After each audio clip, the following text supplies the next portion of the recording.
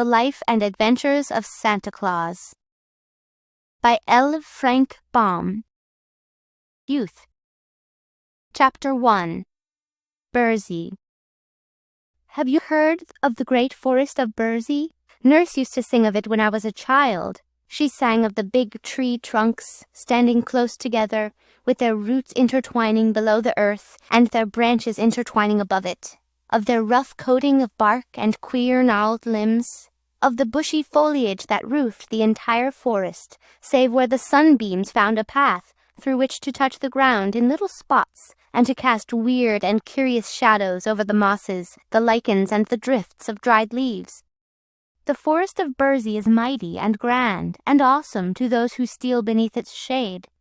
Coming from the sunlit meadows into its mazes, it seems at first gloomy, then pleasant, and afterwards filled with never-ending delights.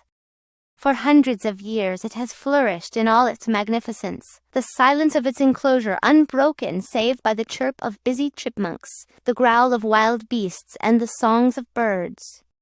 Yet Burzee has its inhabitants for all this. Nature peopled it in the beginning with fairies, knooks, rills, and nymphs. As long as the forest stands, it will be a home, a refuge and a playground to these sweet immortals, who revel undisturbed in its depths. Civilization has never yet reached Burzee. Will it ever, I wonder? Chapter 2. The Child of the Forest. Once, so long ago our great-grandfathers could scarcely have heard it mentioned, there lived within the great forest of Burzee a wood-nymph named Necile. She was closely related to the mighty Queen Zurline, and her home was beneath the shade of a wide-spreading oak. Once every year, on budding day, when the trees put forth their new buds, Necile held the golden chalice of Ak to the lips of the queen, who drank therefrom to the prosperity of the forest. So you see, she was a nymph of some importance, and, moreover, it is said she was highly regarded because of her beauty and grace. When she was created, she could not have told. Queen Zurline could not have told. The great Ak himself could not have told. It was long ago, when the world was new and nymphs were needed to guard the forests and to minister to the wants of the young trees. Then, on some day not remembered, Necile sprang into being, radiant, lovely, straight and slim as the sapling she was created to guard. Her hair was the color that lines a chestnut burr. Her eyes were blue in the sunlight and purple in the shade. Her cheeks bloomed with the faint pink that edges the clouds at sunset. Her lips were full red, pouting, and sweet. For costume she adopted oak leaf green. All the wood nymphs dress in that color and know no other so desirable. Her dainty feet were sandal-clad, while her head remained bare of covering other than her silken tresses. Necile's duties were few and simple. She kept hurtful weeds from growing beneath her trees and sapping the earth food required by her charges.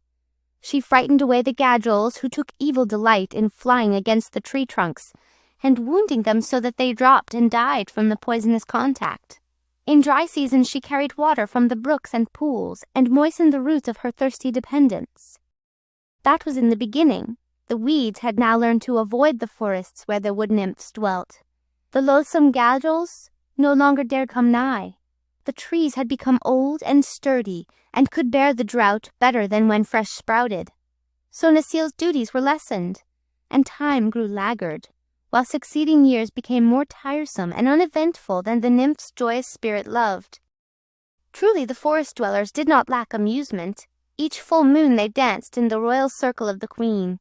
There were also the Feast of Nuts, the Jubilee of Autumn Tintings, the solemn ceremony of leaf-shedding, and the revelry of Budding Day. But these periods of enjoyment were far apart, and left many weary hours between. That a wood-nymph should grow discontented was not thought of by Necile's sisters. It came upon her only after many years of brooding. But when once she had settled in her mind that life was irksome, she had no patience with her condition, and longed to do something of real interest, and to pass her days in ways hitherto undreamed of by forest nymphs. The law of the forest alone restrained her from going forth in search of adventure.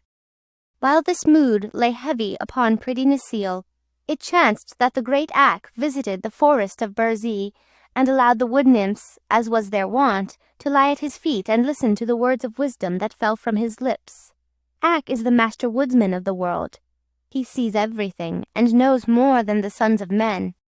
That night he held the queen's hand, for he loved the nymphs as a father loves his children, and Necile lay at his feet with many of her sisters, and earnestly hearkened as he spoke.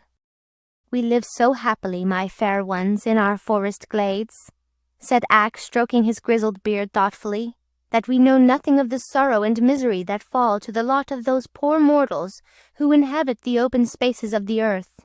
They are not of our race, it is true, yet compassion well befits beings so fairly favored as ourselves. Often as I pass by the dwelling of some suffering mortal, I am tempted to stop and banish the poor thing's misery. Yet suffering, in moderation, is the natural lot of mortals, and it is not our place to interfere with the laws of nature." "Nevertheless," said the fair queen, nodding her golden head at the master woodsman, "it would not be a vain guess that Ak has often assisted these hapless mortals." Ak smiled. "Sometimes," he replied, "when they are very young, children the mortals call them, I have stopped to rescue them from misery. The men and women I dare not interfere with, they must bear the burdens nature has imposed upon them. But the helpless infants, the innocent children of men, have a right to be happy until they become full grown and able to bear the trials of humanity. So I feel I am justified in assisting them. Not long ago, a year maybe, I found 4 poor children huddled in a wooden hut, slowly freezing to death. Their parents had gone to a neighboring village for food, and had left a fire to warm their little ones while they were absent. But a storm arose and drifted the snow in their path, so they were long on the road. Meantime the fire went out, and the frost crept into the bones of the waiting children." "Poor things," murmured the queen softly. "What did you do?" "I called Nelko, bidding him fetch wood from my forests, and breathe upon it until the fire blazed again, and warmed the little room where the children lay. Then they ceased shivering and fell asleep until their parents came." "I am glad you did thus," said the good queen, beaming upon the master. And Necile, who had eagerly listened to every word, echoed in a whisper, "I too am glad." "And this very night," continued Ak, "as I came to the edge of Burzee, I heard a feeble cry, which I judged came from a human infant. I looked about me and found, close to the forest, a helpless babe, lying quite naked upon the grasses and wailing piteously. Not far away, screened by the forest, crouched Shiegra the lioness, intent upon devouring the infant for her evening meal." "And what did you do, Ak?" asked the queen breathlessly. "Not much, being in a hurry to greet my nymphs, but I commanded Shiegra to lie close to the babe and to give it her milk to quiet its hunger. And I told her to send word throughout the forest to all beasts and reptiles that the child should not be harmed." "I am glad you did thus," said the good queen again, in a tone of relief. But this time Necile did not echo her words, for the nymph, filled with a strange resolve, had suddenly stolen away from the group. Swiftly her lithe form darted through the forest paths until she reached the edge of mighty Burzee, when she paused to gaze curiously about her. Never until now had she ventured so far, for the law of the forest had placed the nymphs in its inmost depths. Necile knew she was breaking the law, but the thought did not give pause to her dainty feet. She had decided to see with her own eyes this infant Ak had told of, for she had never yet beheld a child of man. All the immortals are full grown. There are no children among them. Peering through the trees, Necile saw the child lying on the grass. But now it was sweetly sleeping, having been comforted by the milk drawn from Shiegra. It was not old enough to know what peril means. If it did not feel hunger, it was content. Softly, the nymph stole to the side of the babe and knelt upon the sward, her long robe of rose-leaf color spreading about her like a gossamer cloud. Her lovely countenance expressed curiosity and surprise, but most of all, a tender, womanly pity. The babe was newborn, chubby and pink. It was entirely helpless. While the nymph gazed, the infant opened its eyes, smiled upon her, and stretched out 2 dimpled arms. In another instant, Necile had caught it to her breast and was hurrying with it through the forest paths. Chapter 3 The adoption. The master woodsman suddenly rose with knitted brows. "There is a strange presence in the forest," he declared. Then the queen and her nymphs turned and saw standing before them Necile, with the sleeping infant clasped tightly in her arms and a defiant look in her deep blue eyes. And thus for a moment they remained, the nymphs filled with surprise and consternation, but the brow of the master woodsman gradually clearing as he gazed intently upon the beautiful immortal who had wilfully broken the law. Then the great Ak, to the wonder of all, laid his hand softly on Necile's flowing locks and kissed her on her fair forehead. "For the first time within my knowledge," said he gently, "a nymph has defied me and my laws. Yet in my heart I can find no word of chiding. What is your desire, Necile?" "Let me keep the child," she answered, beginning to tremble and falling on her knees in supplication. "Here in the forest of Burzee, where the human race has never yet penetrated?" questioned Ak. "Here in the forest of Burzee," replied the nymph boldly. "It is my home, and I am weary for lack of occupation. Let me care for the babe. See how weak and helpless it is. Surely it cannot harm Burzee nor the master woodsman of the world." "But the law, child, the law," cried Ak sternly. "The law is made by the master woodsman," returned Necile. "If he bids me care for the babe he himself has saved from death, who in all the world dare oppose me?" Queen Zurline, who had listened intently to this conversation, clapped her pretty hands gleefully at the nymph's answer. "You are fairly trapped, O Ak," she exclaimed, laughing. "Now, I pray you, give heed to Necile's petition." The woodsman, as was his habit when in thought, stroked his grizzled beard slowly. Then he said, "She shall keep the babe, and I will give it my protection. But I warn you all that as this is the first time I have relaxed the law, so shall it be the last time. Nevermore, to the end of the world, shall a mortal be adopted by an immortal. Otherwise, would we abandon our happy existence for one of trouble and anxiety. Good night, my nymphs." Then Ak was gone from their midst, and Necile hurried away to her bower to rejoice over her newfound treasure. Chapter 4. Claus. Another day found Necile's bower the most popular place in the forest. The nymphs clustered around her and the child that lay asleep in her lap, with expressions of curiosity and delight. Nor were they wanting in praises for the great Ak's kindness in allowing Necile to keep the babe and to care for it. Even the queen came to peer into the innocent childish face and to hold a helpless chubby fist in her own fair hand. "What shall we call him, Necile?" she asked, smiling. "He must have a name, you know." "Let him be called Claus," answered Necile, "for that means a little one." "Rather let him be called Nicklaus," returned the queen, "for that will mean Necile's little one." The nymphs clapped their hands in delight, and Nicklaus became the infant's name, although Necile loved best to call him Claus, and in after days many of her sisters followed her example. Necile gathered the softest moss in all the forest for Claus to lie upon, and she made his bed in her own bower. Of food the infant had no lack. The nymphs searched the forest for bell udders which grow upon the go tree, and when opened are found to be filled with sweet milk, and the soft-eyed does willingly gave a share of their milk to support the little stranger, while Shiegra the lioness often crept stealthily into Necile's bower, and purred softly as she lay beside the babe and fed it. So the little one flourished and grew big and sturdy day by day, while Necile taught him to speak and to walk and to play. His thoughts and words were sweet and gentle, for the nymphs knew no evil and their hearts were pure and loving. He became the pet of the forest, for Ak's decree had forbidden beast or reptile to molest him, and he walked fearlessly wherever his will guided him. Presently the news reached the other immortals that the nymphs of Burzee had adopted a human infant, and that the act had been sanctioned by the great Ak. Therefore many of them came to visit the little stranger, looking upon him with much interest. First the Rills, who are first cousins to the wood nymphs, although so differently formed. for the rills are required to watch over the flowers and plants, as the nymphs watch over the forest trees. They search the wide world for the food required by the roots of the flowering plants, while the brilliant colors possessed by the full-blown flowers are due to the dyes placed in the soil by the rills, which are drawn through the little veins in the roots and the body of the plants as they reach maturity. The rills are a busy people, for their flowers bloom and fade continually, but they are merry and light-hearted and are very popular with the other immortals. Next came the knooks, whose duty it is to watch over the beasts of the world, both gentle and wild.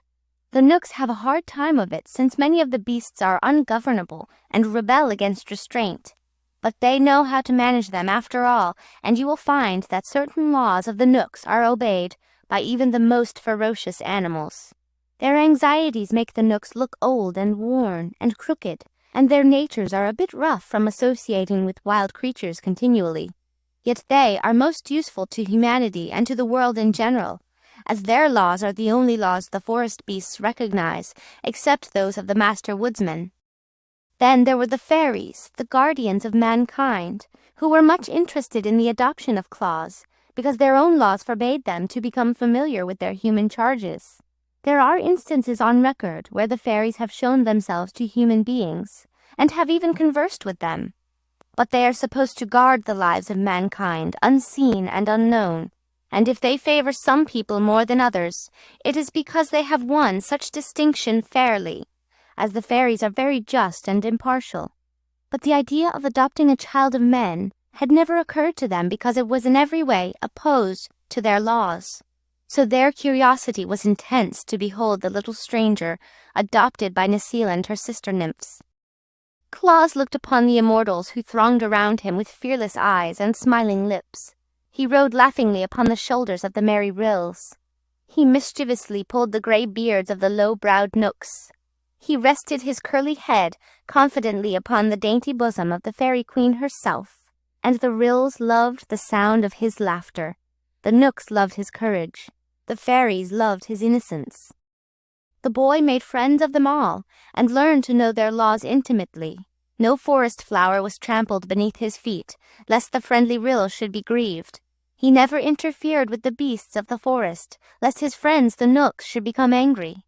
The fairies he loved dearly, but knowing nothing of mankind, he could not understand that he was the only one of his race admitted to friendly intercourse with them. Indeed, Claus came to consider that he alone, of all the forest people, had no like nor fellow. To him the forest was the world. He had no idea that millions of toiling, striving human creatures existed. And he was happy and content. Chapter 5. The Master Woodsman. Years passed swiftly in Burzee, for the nymphs had no need to regard time in any way. Even centuries make no change in the dainty creatures. Ever and ever they remain the same, immortal and unchanging. Claus, however, being mortal, grew to manhood day by day. Necile was disturbed presently to find him too big to lie in her lap, and he had a desire for other food than milk. His stout legs carried him far into Burzee's heart, where he gathered supplies of nuts and berries, as well as several sweet and wholesome roots, which suited his stomach better than the bell udders. He sought Necile's bower less frequently, till finally it became his custom to return thither, only to sleep. The nymph who had come to love him dearly was puzzled to comprehend the changed nature of her charge, and unconsciously altered her own mode of life to conform to his whims. She followed him readily through the forest paths, as did many of her sister nymphs, explaining as they walked all the mysteries of the gigantic wood and the habits and nature of the living things which dwelt beneath its shade. The language of the beasts became clear to little Claus, but he never could understand their sulky and morose tempers. Only the squirrels, the mice, and the rabbits seemed to possess cheerful and merry natures. Yet would the boy laugh when the panther growled, and stroke the bear's glossy coat while the creature snarled and bared its teeth menacingly. The growls and snarls were not for Claus, he well knew, so what did they matter? He could sing the songs of the bees, recite the poetry of the wood-flowers, and relate the history of every blinking owl in Burzee. He helped the rills to feed their plants, and the knooks to keep order among the animals. The little immortals regarded him as a privileged person, being especially protected by Queen Zurline and her nymphs, and favored by the great Ak himself. One day, the master woodsman came back to the forest of Berzy. He had visited in turn all his forests throughout the world, and they were many and broad. Not until he entered the glade where the queen and her nymphs were assembled to greet him, did Ak remember the child he had permitted Necile to adopt. Then he found, sitting familiarly in the circle of lovely immortals, a broad-shouldered, stalwart youth, who, when erect, stood fully as high as the shoulder of the master himself. Ak paused, silent and frowning, to bend his piercing gaze upon Claus. The clear eyes met his own steadfastly, and the woodsman gave a sigh of relief as he marked their placid depths and read the youth's brave and innocent heart. Nevertheless, as Ak sat beside the fair queen, and the golden chalice filled with rare nectar passed from lip to lip, the master woodsman was strangely silent and reserved, and stroked his beard many times with a thoughtful motion. With morning he called Claus aside, in kindly fashion, saying, "Bid good-bye for a time to Necile and her sisters, for you shall accompany me on my journey through the world." The venture pleased Claus, who knew well the honor of being companion of the master woodsman of the world. But Necile wept for the first time in her life, and clung to the boy's neck as if she could not bear to let him go. The nymph who had mothered this sturdy youth was still as dainty, as charming and beautiful as when she had dared to face Ak with the babe clasped to her breast. Nor was her love less great. Ak beheld the two clinging together, seemingly as brother and sister to one another, and again he wore his thoughtful look. Chapter 6. Claus discovers humanity. Taking Claus to a small clearing in the forest, the master said, "Place your hand upon my girdle, and hold fast while we journey through the air, for now we shall encircle the world and look upon many of the haunts of those men from whom you are descended." These words caused Claus to marvel, for until now he had thought himself the only one of his kind upon the earth. Yet in silence he grasped firmly the girdle of the great Ak, his astonishment forbidding speech. Then the vast forest of Berzy seemed to fall away from their feet, and the youth found himself passing swiftly through the air at a great height. Ere long there were spires beneath them, while buildings of many shapes and colors met their downward view. It was a city of men, and Ak, pausing to descend, led Claus to its enclosure. Said the master, "So long as you hold fast to my girdle you will remain unseen by all mankind, though seeing clearly yourself. To release your grasp will be to separate yourself forever from me and your home in Berzy." One of the first laws of the forest is obedience, and Claus had no thought of disobeying the master's wish. He clung fast to the girdle and remained invisible. Thereafter, with each moment passed in the city, the youth's wonder grew.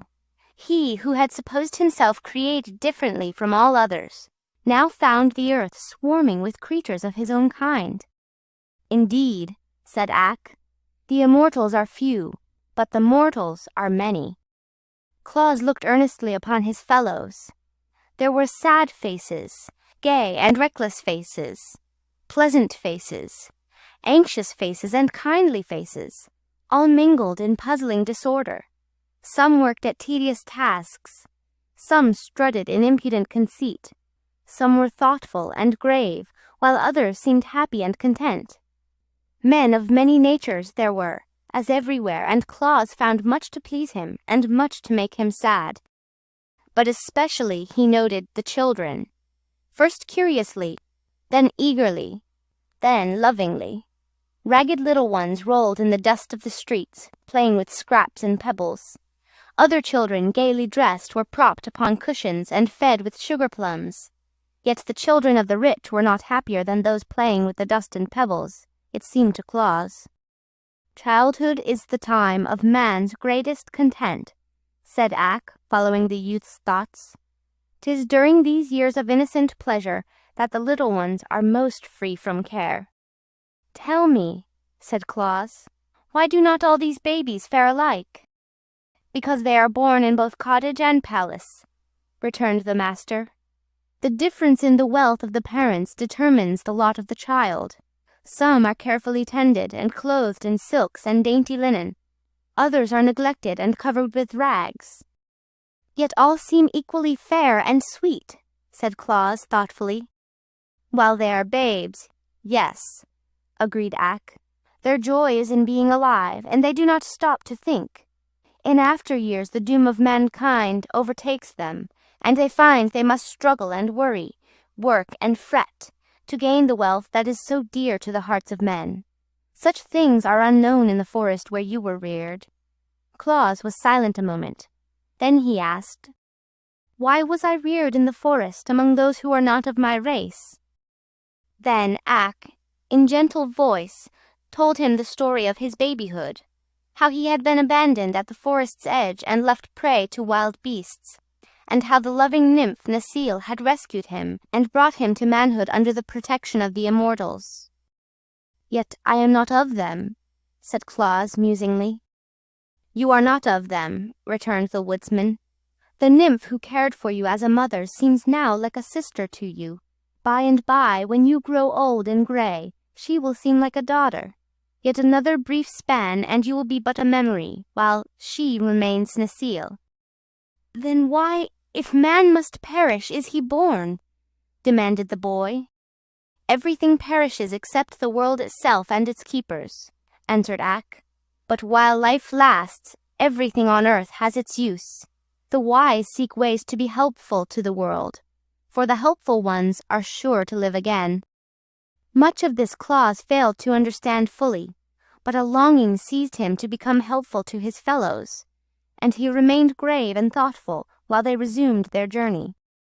They visited many dwellings of men in many parts of the world, watching farmers toil in the fields, warriors dash into cruel fray, and merchants exchange their goods for bits of white and yellow metal.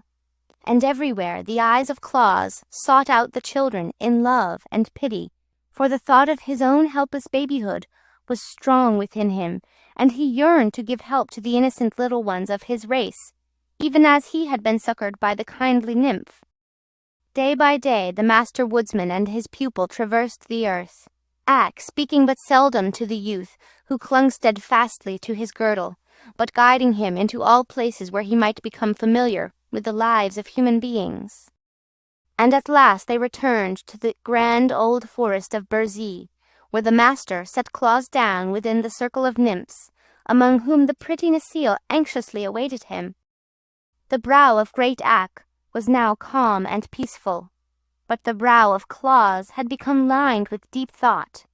Necile sighed at the change in her foster son, who until now had been ever joyous and smiling, and the thought came to her that never again would the life of the boy be the same as before this eventful journey with the master.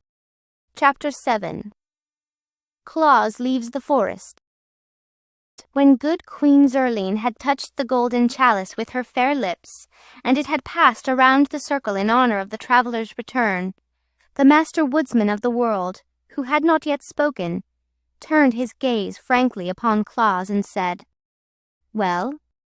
The boy understood, and rose slowly to his feet beside Necile.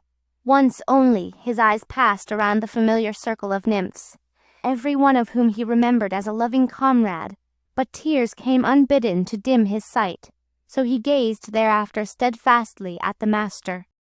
"I have been ignorant," said he simply, "until the great Ak, in his kindness, taught me who and what I am.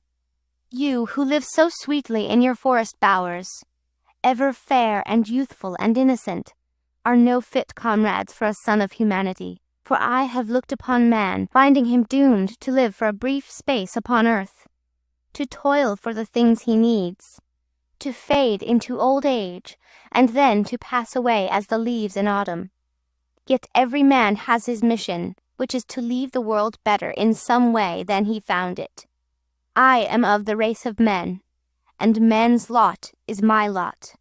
For your tender care of the poor, forsaken babe you adopted, as well as for your loving comradeship during my boyhood, my heart will ever overflow with gratitude. My foster mother."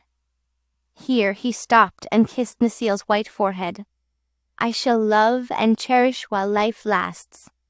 But I must leave you, to take my part in the endless struggle to which humanity is doomed, and to live my life in my own way. What will you do? Asked the queen gravely. I must devote myself to the care of the children of mankind and try to make them happy, he answered. Since your own tender care of a babe brought me to happiness and strength, it is just and right that I devote my life to the pleasure of other babes. Thus will the memory of the loving nymph Nasile be planted within the hearts of thousands of my race for many years to come, and her kindly act be recounted in song and in story while the world shall last. Have I spoken well, O master? You have spoken well, returned Ak, and rising to his feet he continued. Yet one thing must not be forgotten. Having been adopted as the child of the forest and the playfellow of the nymphs, you have gained a distinction which forever separates you from your kind. Therefore, when you go forth into the world of men, you shall retain the protection of the forest, and the powers you now enjoy will remain with you to assist you in your labors. In any need you may call upon the nymphs, the rills, the nooks and the fairies, and they will serve you gladly. I, the master woodsman of the world, have said it, and my word is the law. Claus looked upon Ak with grateful eyes. This will make me mighty among men, he replied. Protected by these kind friends, I may be able to make thousands of little children happy. I will try very hard to do my duty, and I know the forest people will give me their sympathy and help. We will, said the fairy queen earnestly. We will, cried the merry rills, laughing. We will, shouted the crooked nooks, scowling. We will, exclaimed the sweet nymphs proudly. But Nasile said nothing. She only folded Claus in her arms and kissed him tenderly. The world is big, continued the boy, turning again to his loyal friends. But men are everywhere. I shall begin my work near my friends, so that if I meet with misfortune I can come to the forest for counsel or help. With that, he gave them all a loving look and turned away. There was no need to say goodbye. For him the sweet, wild life of the forest was over. He went forth bravely to meet his doom, the doom of the race of man, the necessity to worry and work. But Ak, who knew the boy's heart, was merciful and guided his steps. Coming through Burzee to its eastern edge, Claus reached the laughing valley of Ho-ha-ho.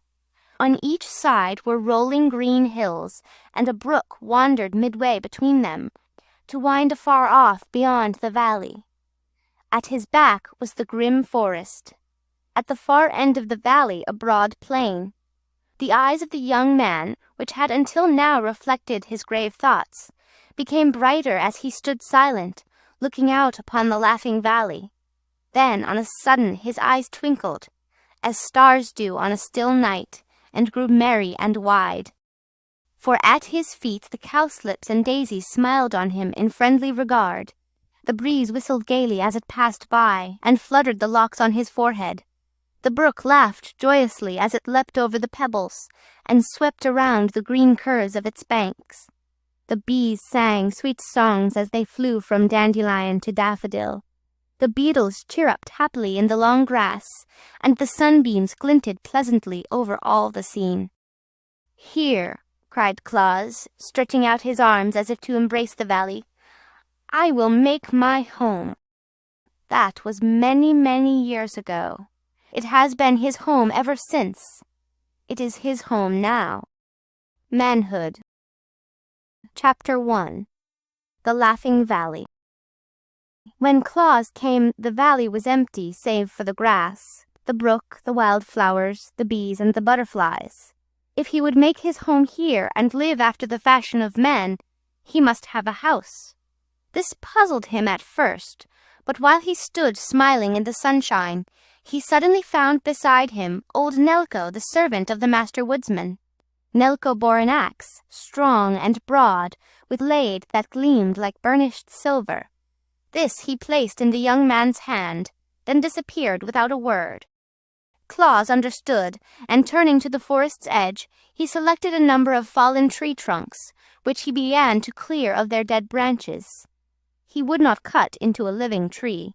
His life among the nymphs who guarded the forest had taught him that a live tree is sacred, being a created thing endowed with feeling. But with the dead and fallen trees it was different. They had fulfilled their destiny as active members of the forest community, and now it was fitting that their remains should minister to the needs of man. The axe bit deep into the logs at every stroke. It seemed to have a force of its own, and Claus had but to swing and guide it. When shadows began creeping over the green hills to lie in the valley overnight, the young man had chopped many logs into equal lengths and proper shapes for building a house, such as he had seen the poorer classes of men inhabit. Then, resolving to await another day before he tried to fit the logs together, Claus ate some of the sweet roots he well knew how to find, drank deeply from the laughing brook, and lay down to sleep on the grass, first seeking a spot where no flowers grew, lest the weight of his body should crush them.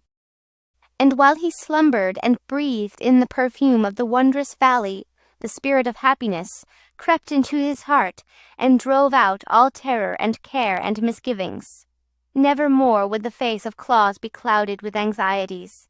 Never more would the trials of life weigh him down as with a burden. The Laughing Valley had claimed him for its own. Would that we all might live in that delightful place. But then, maybe it would become overcrowded. For ages it had awaited a tenant. Was it chance that led young Claus to make his home in this happy vale? Or may we guess that his thoughtful friends, the immortals, had directed his steps when he wandered away from Burzee to seek a home in the great world? Certain it is that while the moon peered over the hilltop and flooded with its soft beams the body of the sleeping stranger, the Laughing Valley was filled with the queer, crooked shapes of the friendly Knooks. These people spoke no words, but worked with skill and swiftness.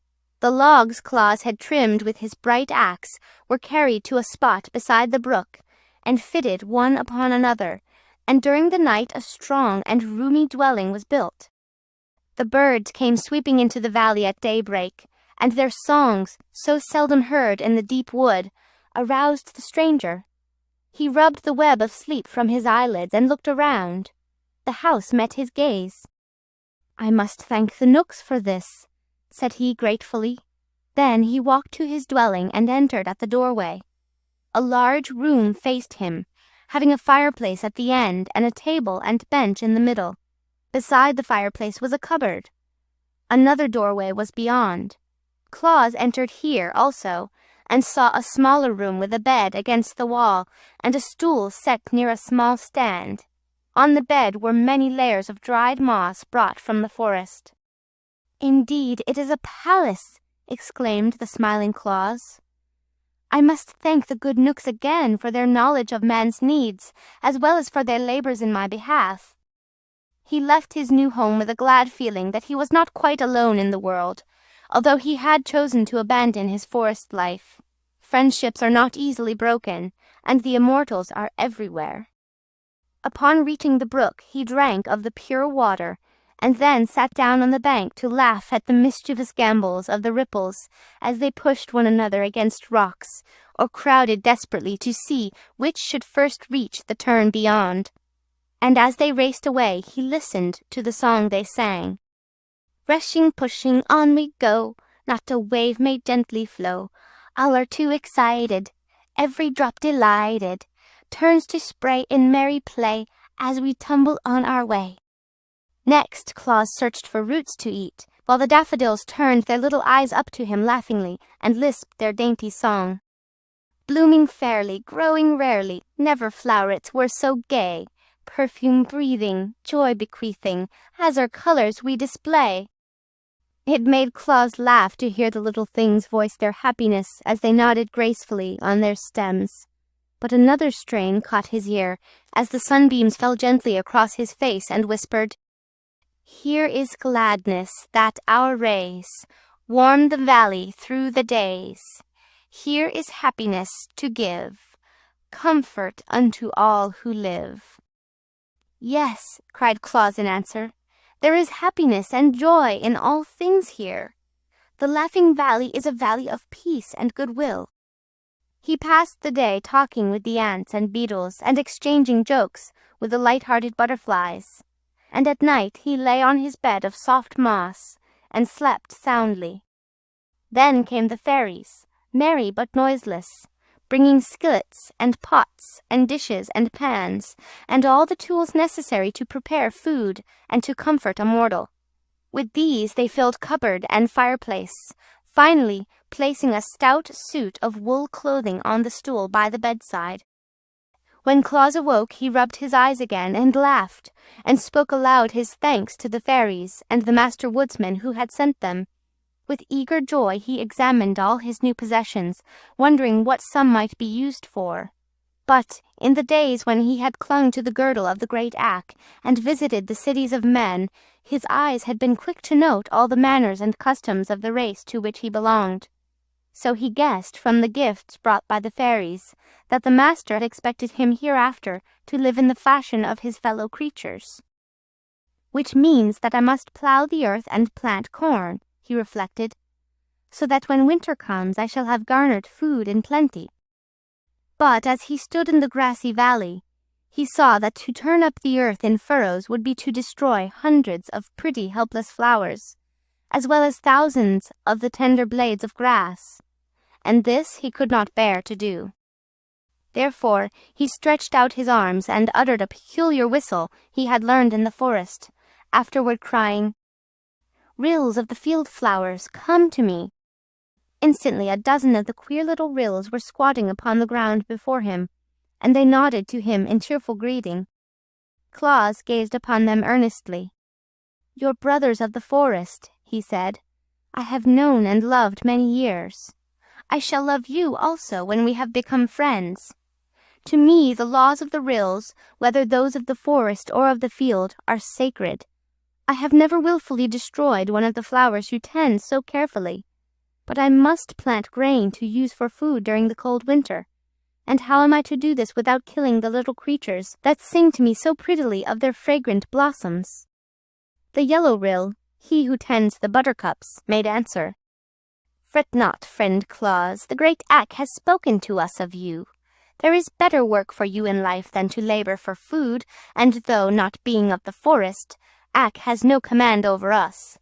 Nevertheless, we are glad to favor one he loves. Live, therefore, to do the good work you are resolved to undertake. We, the field rills, will attend to your food supplies." After this speech the rills were no longer to be seen, and Claus drove from his mind the thought of tilling the earth. When next he wandered back to his dwelling, a bowl of fresh milk stood upon the table. Bread was in the cupboard, and sweet honey filled a dish beside it. A pretty basket of rosy apples and new-plucked grapes were also awaiting him.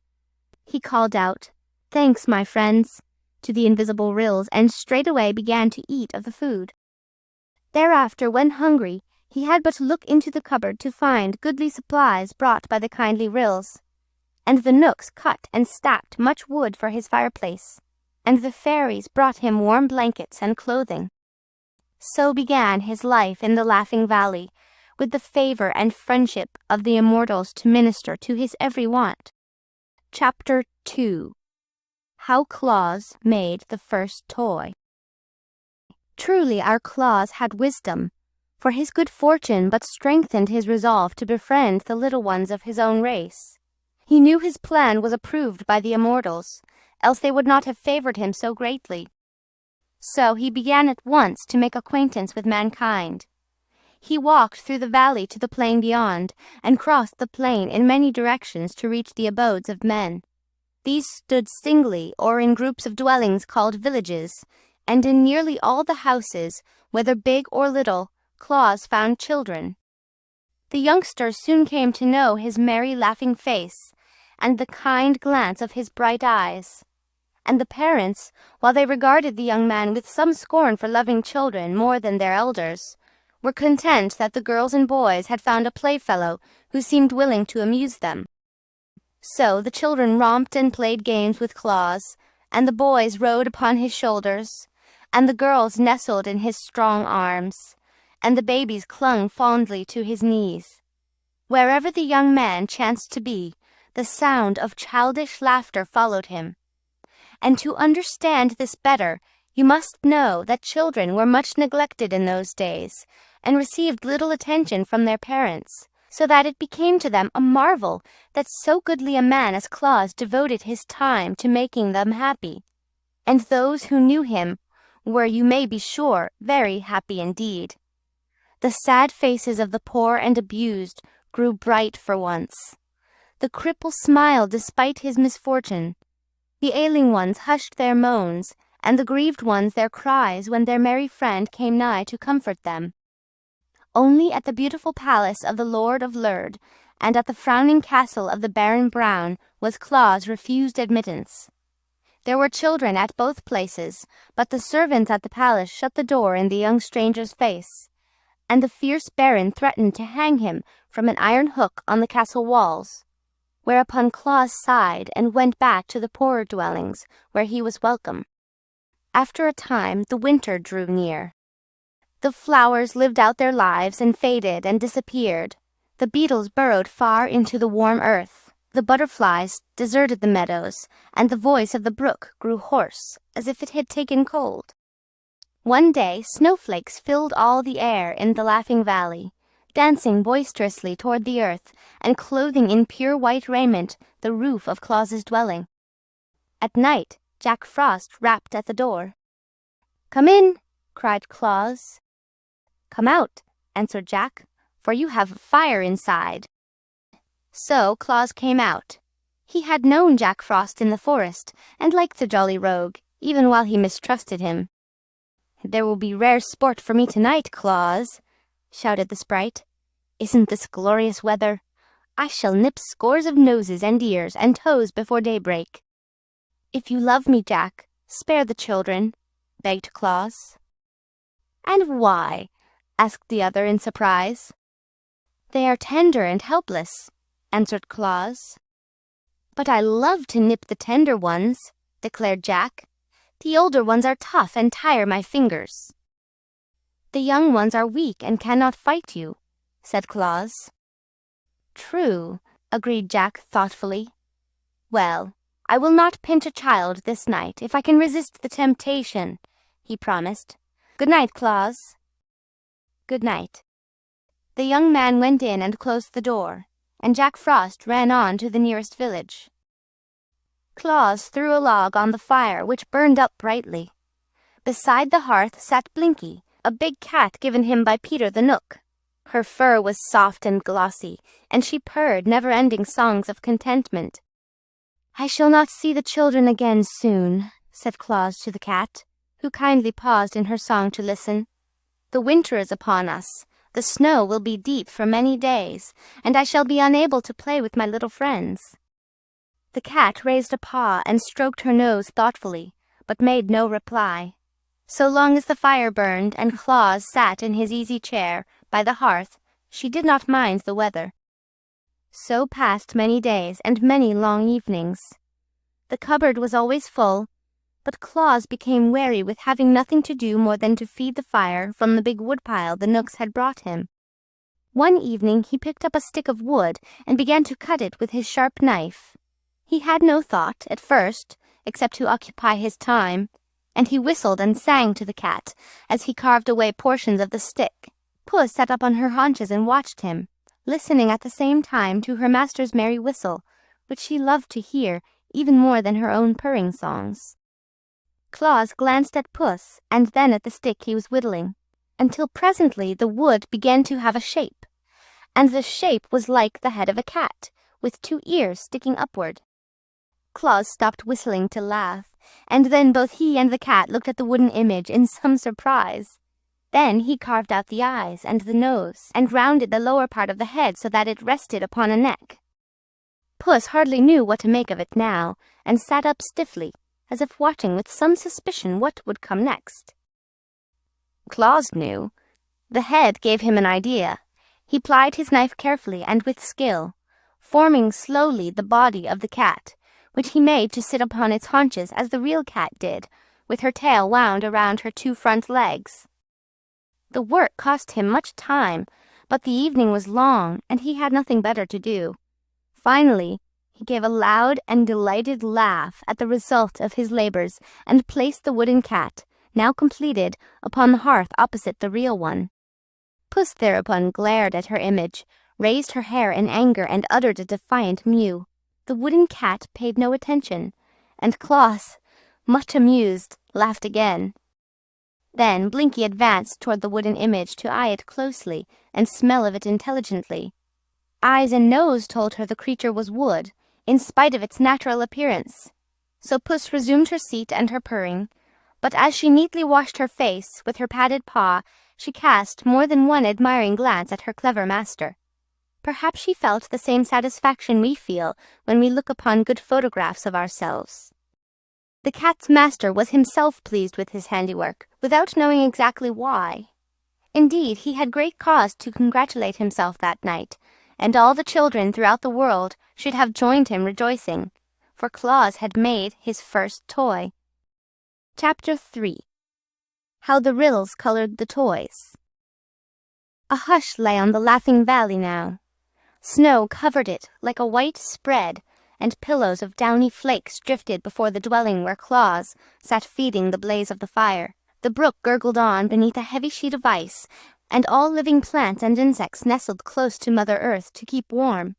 The face of the moon was hid by dark clouds, and the wind, delighting in the wintry sport, pushed and whirled the snowflakes in so many directions that they could get no chance to fall to the ground. Claus heard the wind whistling and shrieking in its play, and thanked the good Knooks again for his comfortable shelter. Blinky washed her face lazily, and stared at the coals with a look of perfect content. The toy cat sat opposite the real one, and gazed straight ahead, as toy cats should. Suddenly Claus heard a noise that sounded different from the voice of the wind. It was more like a wail of suffering and despair. He stood up and listened. But the wind, growing boisterous, shook the door and rattled the windows to distract his attention. He waited until the wind was tired, and then, still listening, he heard once more the shrill cry of distress. Quickly he drew on his coat, pulled his cap over his eyes, and opened the door. The wind dashed in and scattered the embers over the hearth, at the same time blowing Blinky's fur so furiously that she crept under the table to escape. Then the door was closed, and Claus was outside, peering anxiously into the darkness. The wind laughed and scolded and tried to push him over, but he stood firm. The helpless flakes stumbled against his eyes and dimmed his sight, but he rubbed them away and looked again. Snow was everywhere, white and glittering. It covered the earth and filled the air. The cry was not repeated. Claus turned to go back into the house, but the wind caught him unawares, and he stumbled and fell across a snowdrift.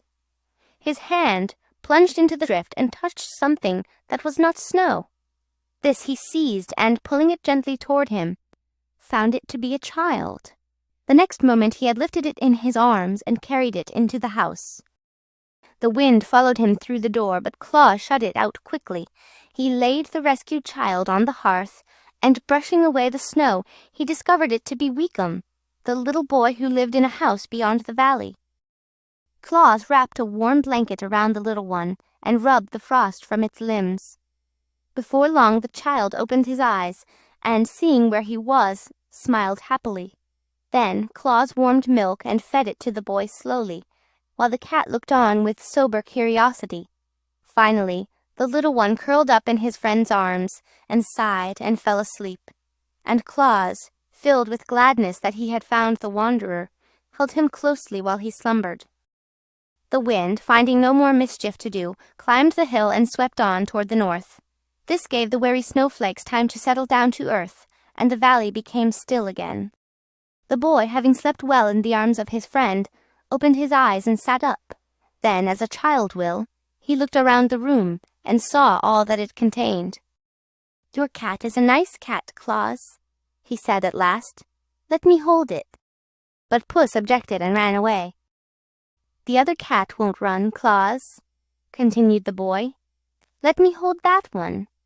Claus placed the toy in his arms, and the boy held it lovingly and kissed the tip of its wooden ear.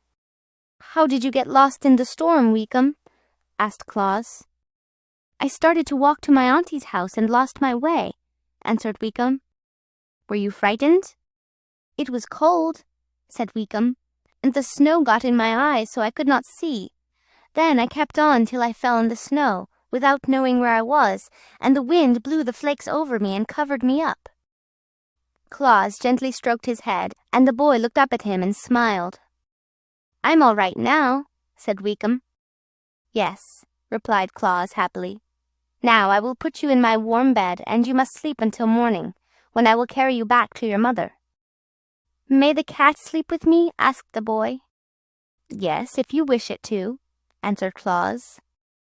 "It's a nice cat," Weekum said, smiling, as Claus tucked the blankets around him, and presently the little one fell asleep with the wooden toy in his arms.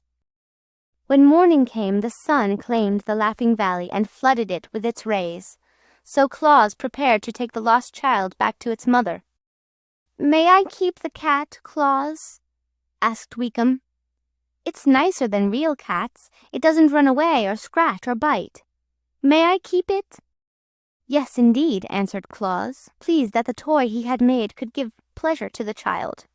So he wrapped the boy and the wooden cat in a warm cloak, perching the bundle upon his own broad shoulders, and then he tramped through the snow and the drifts of the valley, and across the plain, beyond to the poor cottage where Weekum's mother lived. "See, Mamma!" cried the boy as soon as they entered. "I've got a cat!" The good woman wept tears of joy over the rescue of her darling, and thanked Claus many times for his kind act. So he carried a warm and happy heart back to his home in the valley. That night he said to Puss, "I believe the children will love the wooden cats almost as well as the real ones, and they can't hurt them by pulling their tails and ears. I'll make another." So this was the beginning of his great work. The next cat was made better than the first. While Claus sat whittling it out, the Yellow Ryl came in to make him a visit, and so pleased was he with the man's skill that he ran away and brought several of his fellows. There sat the Red Ryl, the Black Ryl, the Green Ryl, the Blue Ryl, and the Yellow Ryl in a circle on the floor, while Claus whittled and whistled, and the wooden cat grew into shape. "If it could be made the same color as the real cat, no one would know the difference," said the Yellow Ryl thoughtfully. "The little ones maybe would not know the difference," replied Claus, pleased with the idea. "I will bring you some of the red that I color my roses and tulips with," cried the Red Ryl, "and then you can make the cat's lips and tongue red." "I will bring some of the green that I color my grasses and leaves with," said the Green Ryl, "and then you can color the cat's eyes green." "They will need a bit of yellow also," remarked the Yellow Ryl. "I must fetch some of the yellow that I use to color my buttercups and goldenrods with." "The real cat is black," said the Black Ryl. "I will bring some of the black that I use to color the eyes of my pansies with, and then you can paint your wooden cat black." "I see you have a blue ribbon around Blinky's neck," added the Blue Ryl. "I will get some of the color that I used to paint the bluebells and forget-me-nots with, and then you can carve a wooden ribbon on the toy cat's neck and paint it blue." So the Ryls disappeared, and by the time Claus had finished carving out the form of the cat, they were all back with the paints and the brushes. They made Blinky sit upon the table that Claus might paint the toy cat just the right color, and when the work was done, the Ryls declared it was exactly as good as a live cat. "That is, to all appearances," added the Red Ryl. Blinky seemed a little offended by the attention bestowed upon the toy, and that she might not seem to approve the imitation cat, she walked to the corner of the hearth and sat down with a dignified air. But Claus was delighted, and as soon as morning came he started out and tramped through the snow, across the valley and the plain until he came to a village. There, in a poor hut near the walls of the beautiful palace of the Lord of Lurd, a little girl lay upon a wretched cot, moaning with pain. Claus approached the child and kissed her and comforted her, and then he drew the toy cat from beneath his coat, where he had hidden it, and placed it in her arms. Ah, How well he felt himself repaid for his labor and his long walk when he saw the little one's eyes grow bright with pleasure. She hugged the kitty tight to her breast as if it had been a precious gem, and would not let it go for a single moment. The fever was quieted, the pain grew less, and she fell into a sweet and refreshing sleep. Claus laughed and whistled and sang all the way home. Never had he been so happy as on that day. When he entered his house, he found Shiegra, the lioness, awaiting him. Since his babyhood, Shiegra had loved Claus, and while he dwelt in the forest, she had often come to visit him at Nisiel's bower. After Claus had gone to live in the Laughing Valley, Shiegra became lonely and ill at ease, and now she had braved the snowdrifts, which all lions abhor, to see him once more. Shiegra was getting old, and her teeth were beginning to fall out, while the hairs that tipped her ears and tail had changed from tawny yellow to white. Claus found her lying on his hearth, and he put his arms around the neck of the lioness and hugged her lovingly. The cat had retired into a far corner. She did not care to associate with Shiegra. Claus told his friend about the cats he had made, and how much pleasure they had given Weekum and the sick girl. Shiegra did not know much about children. Indeed, if she met a child, she could scarcely be trusted not to devour it.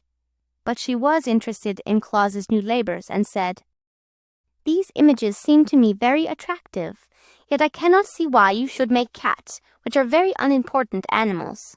Suppose, now that I am here, you make the image of a lioness, the queen of all beasts. Then, indeed, your children will be happy, and safe at the same time."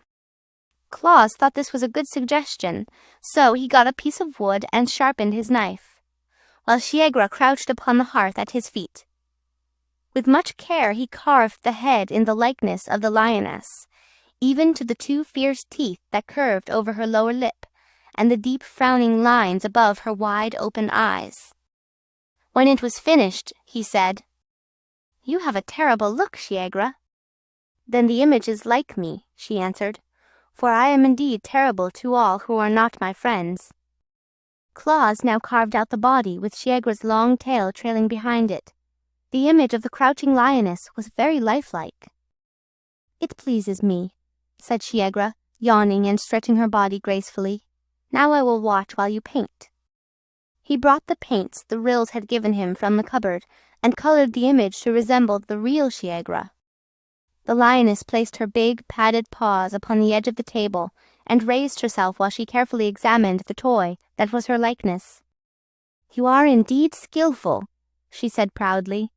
"The children will like that better than cats, I'm sure." Then, snarling at Blinky, who arched her back in terror and whined fearfully, she walked away toward her forest home with stately strides. Chapter 4. How Little Mayrie Became Frightened. The winter was over now, and all the Laughing Valley was filled with joyous excitement. The brook was so happy at being free once again that it gurgled more boisterously than ever, and dashed so recklessly against the rocks that it sent showers of spray high in the air. The grass thrust its sharp little blades upward through the mat of dead stalks, where it had hidden from the snow, but the flowers were yet too timid to show themselves, although the Ryls were busy feeding their roots. The sun was in remarkably good humor, and sent his rays dancing merrily throughout the valley. Claus was eating his dinner one day when he heard a timid knock on his door. "Come in," he called. No one entered, but after a pause came another rapping.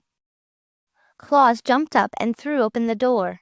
Before him stood a small girl, holding a smaller brother fast by the hand. "Is you Claus?" she asked shyly. "Indeed I am, my dear," he answered with a laugh, as he caught both children in his arms and kissed them. "You are very welcome, and you have come just in time to share my dinner."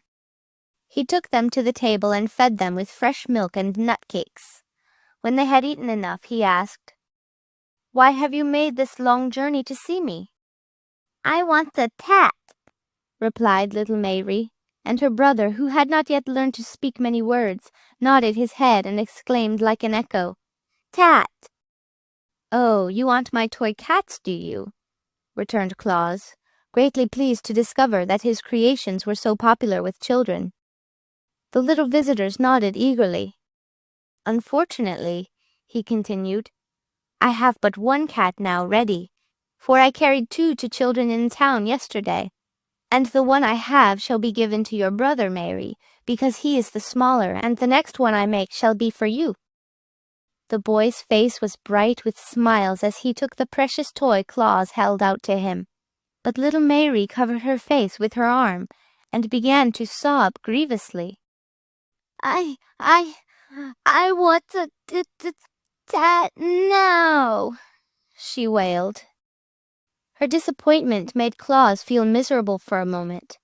Then he suddenly remembered Shiegra. Don't cry, darling, he said soothingly. I have a toy much nicer than a cat, and you shall have that. He went to the cupboard and drew out the image of the lioness, which he placed on the table before Mary. The girl raised her arm and gave one glance at the fierce teeth and glaring eyes of the beast, and then, uttering a terrified scream, she rushed from the house. The boy followed her, also screaming lustily, and even dropping his precious cat in his fear. For a moment, Claus stood motionless, being puzzled and astonished. Then he threw Shiegra's image into the cupboard and ran after the children, calling to them not to be frightened. Little Mary stopped in her flight, and her brother clung to her skirt, but they both cast fearful glances at the house until Claus had assured them many times that the beast had been locked in the cupboard. Yet why were you frightened at seeing it? He asked. It is only a toy to play with. It's bad, said Mary decidedly, and just horrid, and not a bit nice like cats. Perhaps you are right, returned Claus thoughtfully, but if you will return with me to the house, I will soon make you a pretty cat. So they timidly entered the house again, having faith in their friend's words, and afterward they had the joy of watching Claus carve out a cat from a bit of wood and paint it in natural colors.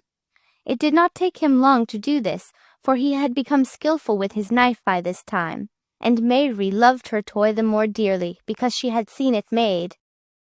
After his little visitors had trotted away on their journey homeward, Claus sat long in deep thought, and he then decided that such fierce creatures as his friend the lioness would never do as models from which to fashion his toys. There must be nothing to frighten the dear babes, he reflected, and while I know Shiegra well, and am not afraid of her, it is but natural that children should look upon her image with terror. Hereafter I will choose such mild-mannered animals as squirrels, and rabbits, and deer, and lambkins from which to carve my toys, for then the little ones will love rather than fear them. He began his work that very day, and before bedtime had made a wooden rabbit and a lamb. They were not quite so lifelike as the cats had been, because they were formed from memory, while Blinky had sat very still for Claus to look at while he worked.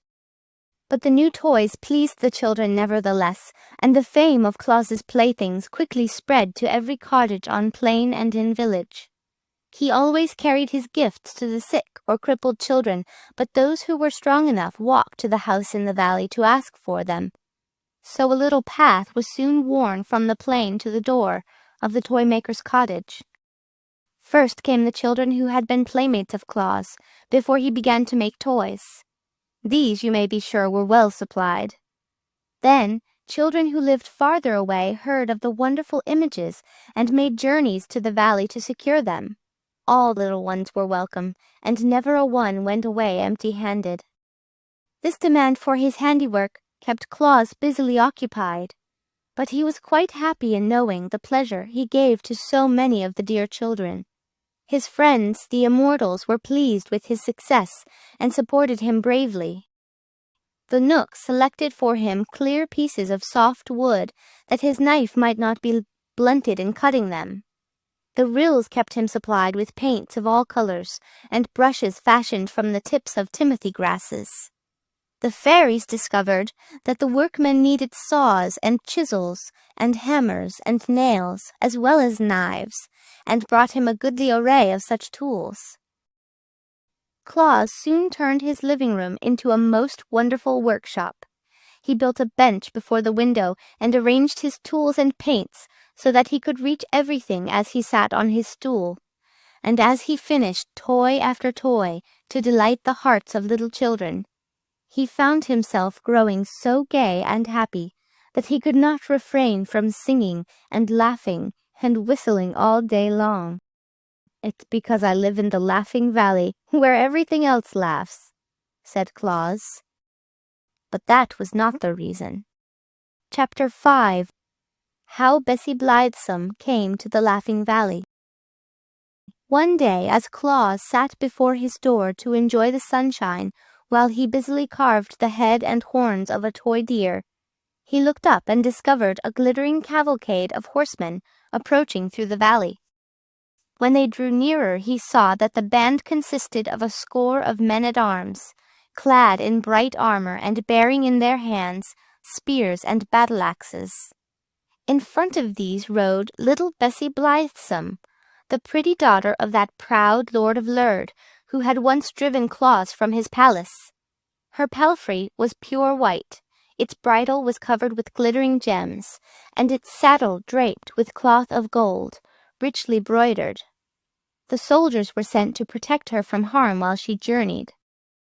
Claus was surprised, but he continued to whittle and to sing until the cavalcade drew up before him. Then the little girl leaned over the neck of her palfrey and said, "Please, Mr. Claus, I want a toy." Her voice was so pleading that Claus jumped up at once and stood beside her. But he was puzzled how to answer her request. "You are a rich lord's daughter," said he, "and have all that you desire." "Except toys," added Bessie. "There are no toys in all the world but yours." "And I make them for the poor children who have nothing else to amuse them," continued Claus. "Do poor children love to play with toys more than rich ones?" asked Bessie. "I suppose not," said Claus thoughtfully. "Am I to blame because my father is a lord? Must I be denied the pretty toys I long for because other children are poorer than I?" she inquired earnestly. "I'm afraid you must, dear," he answered, "for the poor have nothing else with which to amuse themselves. You have your pony to ride, your servants to wait on you, and every comfort that money can procure." "But I want toys," cried Bessie, wiping away the tears that forced themselves into her eyes. "If I cannot have them, I shall be very unhappy." Claus was troubled, for her grief recalled to him the thought that his desire was to make all children happy, without regard to their condition in life. Yet while so many poor children were clamoring for his toys, he could not bear to give one of them to Bessie Blithesome, who had so much already to make her happy. "Listen, my child," he said gently. "All the toys I am now making are promised to others, but the next shall be yours, since your heart so longs for it. Come to me again in 2 days, and it shall be ready for you." Bessie gave a cry of delight, and leaning over her pony's neck, she kissed Claus prettily upon his forehead. Then, calling to her men-at-arms, she rode gaily away, leaving Claus to resume his work. "If I am to supply the rich children as well as the poor ones," he thought, "I shall not have a spare moment in the whole year. But is it right I should give to the rich? Surely I must go to Necile and talk with her about this matter." So, when he had finished the toy deer, which was very like a deer he had known in the forest glades, he walked into Burzee and made his way to the bower of the beautiful nymph Necile, who had been his foster-mother. She greeted him tenderly and lovingly, listening with interest to his story of the visit of Bessie Blithesome. "And now tell me," said he, "shall I give toys to rich children?" "We of the forest know nothing of riches," she replied. "It seems to me that one child is like another child, since they are all made of the same clay, and that riches are like a gown, which may be put on or taken away, leaving the child unchanged. But the fairies are guardians of mankind, and know mortal children better than I. Let us call the Fairy Queen." This was done, and the Queen of the Fairies sat beside them and heard Claus relate his reasons for thinking the rich children could get along without his toys, and also what the nymph had said. "Necile is right," declared the Queen. "For, whether it be rich or poor, a child's longings for pretty playthings are but natural. Rich Bessie's heart may suffer as much grief as poor Mary's. She can be just as lonely and discontented, and just as gay and happy. I think, friend Claus, it is your duty to make all little ones glad, whether they chance to live in palaces or in cottages." "Your words are wise, fair Queen," replied Claus, "and my heart tells me they are just as they are wise. Hereafter all children may claim my services." Then he bowed before the gracious fairy, and, kissing Necile's red lips, went back into his valley. At the brook he stopped to drink, and afterward he sat on the bank and took a piece of moist clay in his hands, while he thought what sort of toy he should make for Bessie Blithesome. He did not notice that his fingers were working the clay into shape, until, glancing downward, he found he had unconsciously formed a head that bore a slight resemblance to the nymph Necile. At once he became interested. Gathering more of the clay from the bank, he carried it to his house. Then, with the aid of his knife and a bit of wood, he succeeded in working the clay into the image of a toy nymph.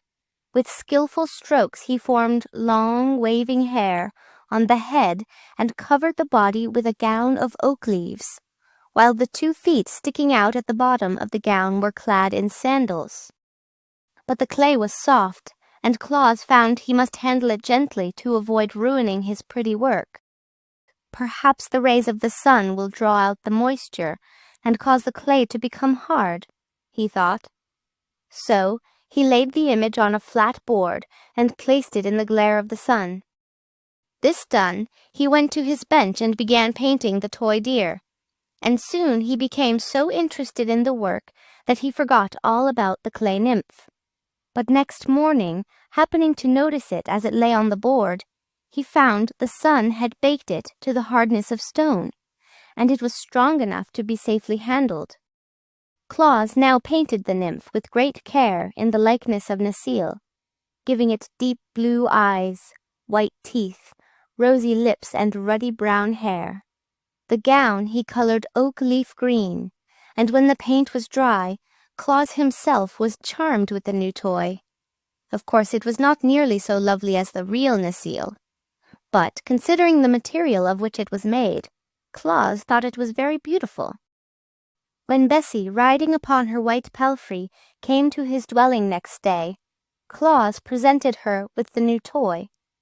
The little girl's eyes were brighter than ever as she examined the pretty image, and she loved it at once and held it close to her breast, as a mother does to her child. "What is it called, Claus?" she asked. Now, Claus knew that nymphs do not like to be spoken of by mortals, so he could not tell Bessie it was an image of Necile he had given her. But as it was a new toy, he searched his mind for a new name to call it by, and the first word he thought of, he decided would do very well. "It is called a dolly, my dear," he said to Bessie. "I shall call the dolly my baby," returned Bessie, kissing it fondly, "and I shall tend it and care for it just as nurse cares for me. Thank you very much, Claus. Your gift has made me happier than I have ever been before." Then she rode away, hugging the toy in her arms, and Claus, seeing her delight, thought he would make another dolly, better and more natural than the first. He brought more clay from the brook, and remembering that Bessie had called the dolly her baby, he resolved to form this one into a baby's image. That was no difficult task to the clever workman, and soon the baby doll was lying on the board and placed in the sun to dry. Then, with the clay that was left, he began to make an image of Bessie Blithesome herself. This was not so easy, for he found he could not make the silken robe of the Lord's daughter out of common clay. So he called the fairies to his aid and asked them to bring him colored silks with which to make a real dress for the clay image. The fairies set off at once on their errand, and before nightfall they returned with a generous supply of silks and laces and golden threads. Claus now became impatient to complete his new dolly, and instead of waiting for the next day's sun, he placed the clay image upon his hearth and covered it over with glowing coals. By morning, when he drew the dolly from the ashes, it had baked as hard as if it had lain a full day in the hot sun. Now our Claus became a dressmaker as well as a toy maker. He cut the lavender silk and nearly sewed it into a beautiful gown that just fitted the new dolly, and he put a lace collar around its neck and pink silk shoes on its feet. The natural color of baked clay is a light gray, but Claus painted the face to resemble the color of flesh, and he gave the dolly Bessie's brown eyes and golden hair and rosy cheeks. It was really a beautiful thing to look upon, and sure to bring joy to some childish heart. While Claus was admiring it, he heard a knock at his door, and little Mary entered. Her face was sad, and her eyes red with continued weeping. "Why, what has grieved you, my dear?" asked Claus, taking the child in his arms. I've broke my tat," sobbed Mary. "How?" he inquired, his eyes twinkling. I dropped him and broke him's tail off, and then I dropped him and broke off him's ear, and now him's all spoilt." Claus laughed. "Never mind, Mary dear," he said. "How would you like this new dolly instead of a cat?" Mary looked at the silk-robed dolly, and her eyes grew big with astonishment. "Oh, Claus!" she cried, clapping her small hands together with rapture. "Can I have that beautiful lady?" "Do you like it?" he asked. "I love it," said she. "It's better'n tats." "Then take it, dear, and be careful not to break it." Mary took the dolly with a joy that was almost reverent, and her face dimpled with smiles as she started along the path toward home. Chapter 6. The Wickedness of the Awgwas. I must now tell you something about the Awgwas, that terrible race of creatures which caused our good Claus so much trouble and nearly succeeded in robbing the children of the world of their earliest and best friend. I do not like to mention the Awgwas, but they are a part of this history and cannot be ignored. They were neither mortals nor immortals, but stood midway between those classes of beings. The Awgwas were invisible to ordinary people, but not to immortals. They could pass swiftly through the air from one part of the world to another, and had the power of influencing the minds of human beings to do their wicked will. They were of gigantic stature and had coarse, scowling countenances, which showed plainly their hatred of all mankind. They possessed no consciences whatever, and delighted only in evil deeds.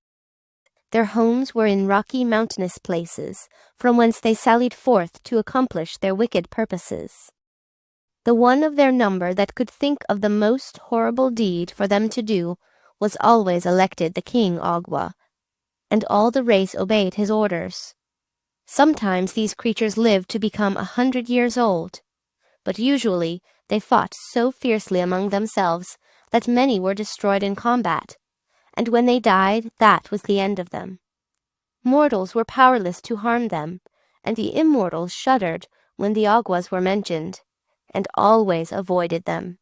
So they flourished for many years unopposed, and accomplished much evil. I am glad to assure you that these vile creatures have long since perished and passed from earth. But in the days when Claus was making his first toys, they were a numerous and powerful tribe. One of the principal sports of the Aguas was to inspire angry passions in the hearts of little children, so that they quarreled and fought with one another. They would tempt boys to eat of unripe fruit, and then delight in the pain they suffered. They urged little girls to disobey their parents, and then would laugh when the children were punished. I do not know what causes a child to be naughty in these days, but when the Aguas were on earth, naughty children were usually under their influence. Now, when Claus began to make children happy, he kept them out of the power of the Aguas.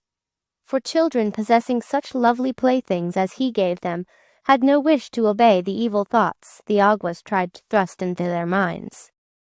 Therefore, one year, when the wicked tribe was to elect a new king, they chose an Agua who proposed to destroy Claus and take him away from the children. There are, as you know, fewer naughty children in the world since Claus came to the Laughing Valley and began to make his toys, said the new king, as he squatted upon a rock and looked around at the scowling faces of his people. Why, Bessie Blithesome has not stamped her foot once this month, nor has Mary's brother slapped his sister's face, or thrown the puppy into the rain barrel. Little Weekum took his bath last night without screaming or struggling, because his mother had promised he should take his toy cat to bed with him. Such a condition of affairs is awful for any Agua to think of, and the only way we can direct the naughty actions of children is to take this person Claus away from them. Good, good, cried the big Aguas in a chorus, and they clapped their hands to applaud the speech of the king. But what shall we do with him?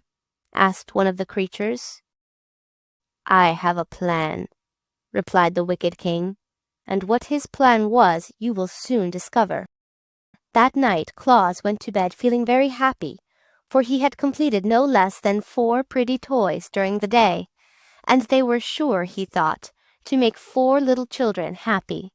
But while he slept, the band of invisible Aguas surrounded his bed, bound him with stout cords, and then flew away with him to the middle of a dark forest in far-off Aethiop, where they laid him down and left him.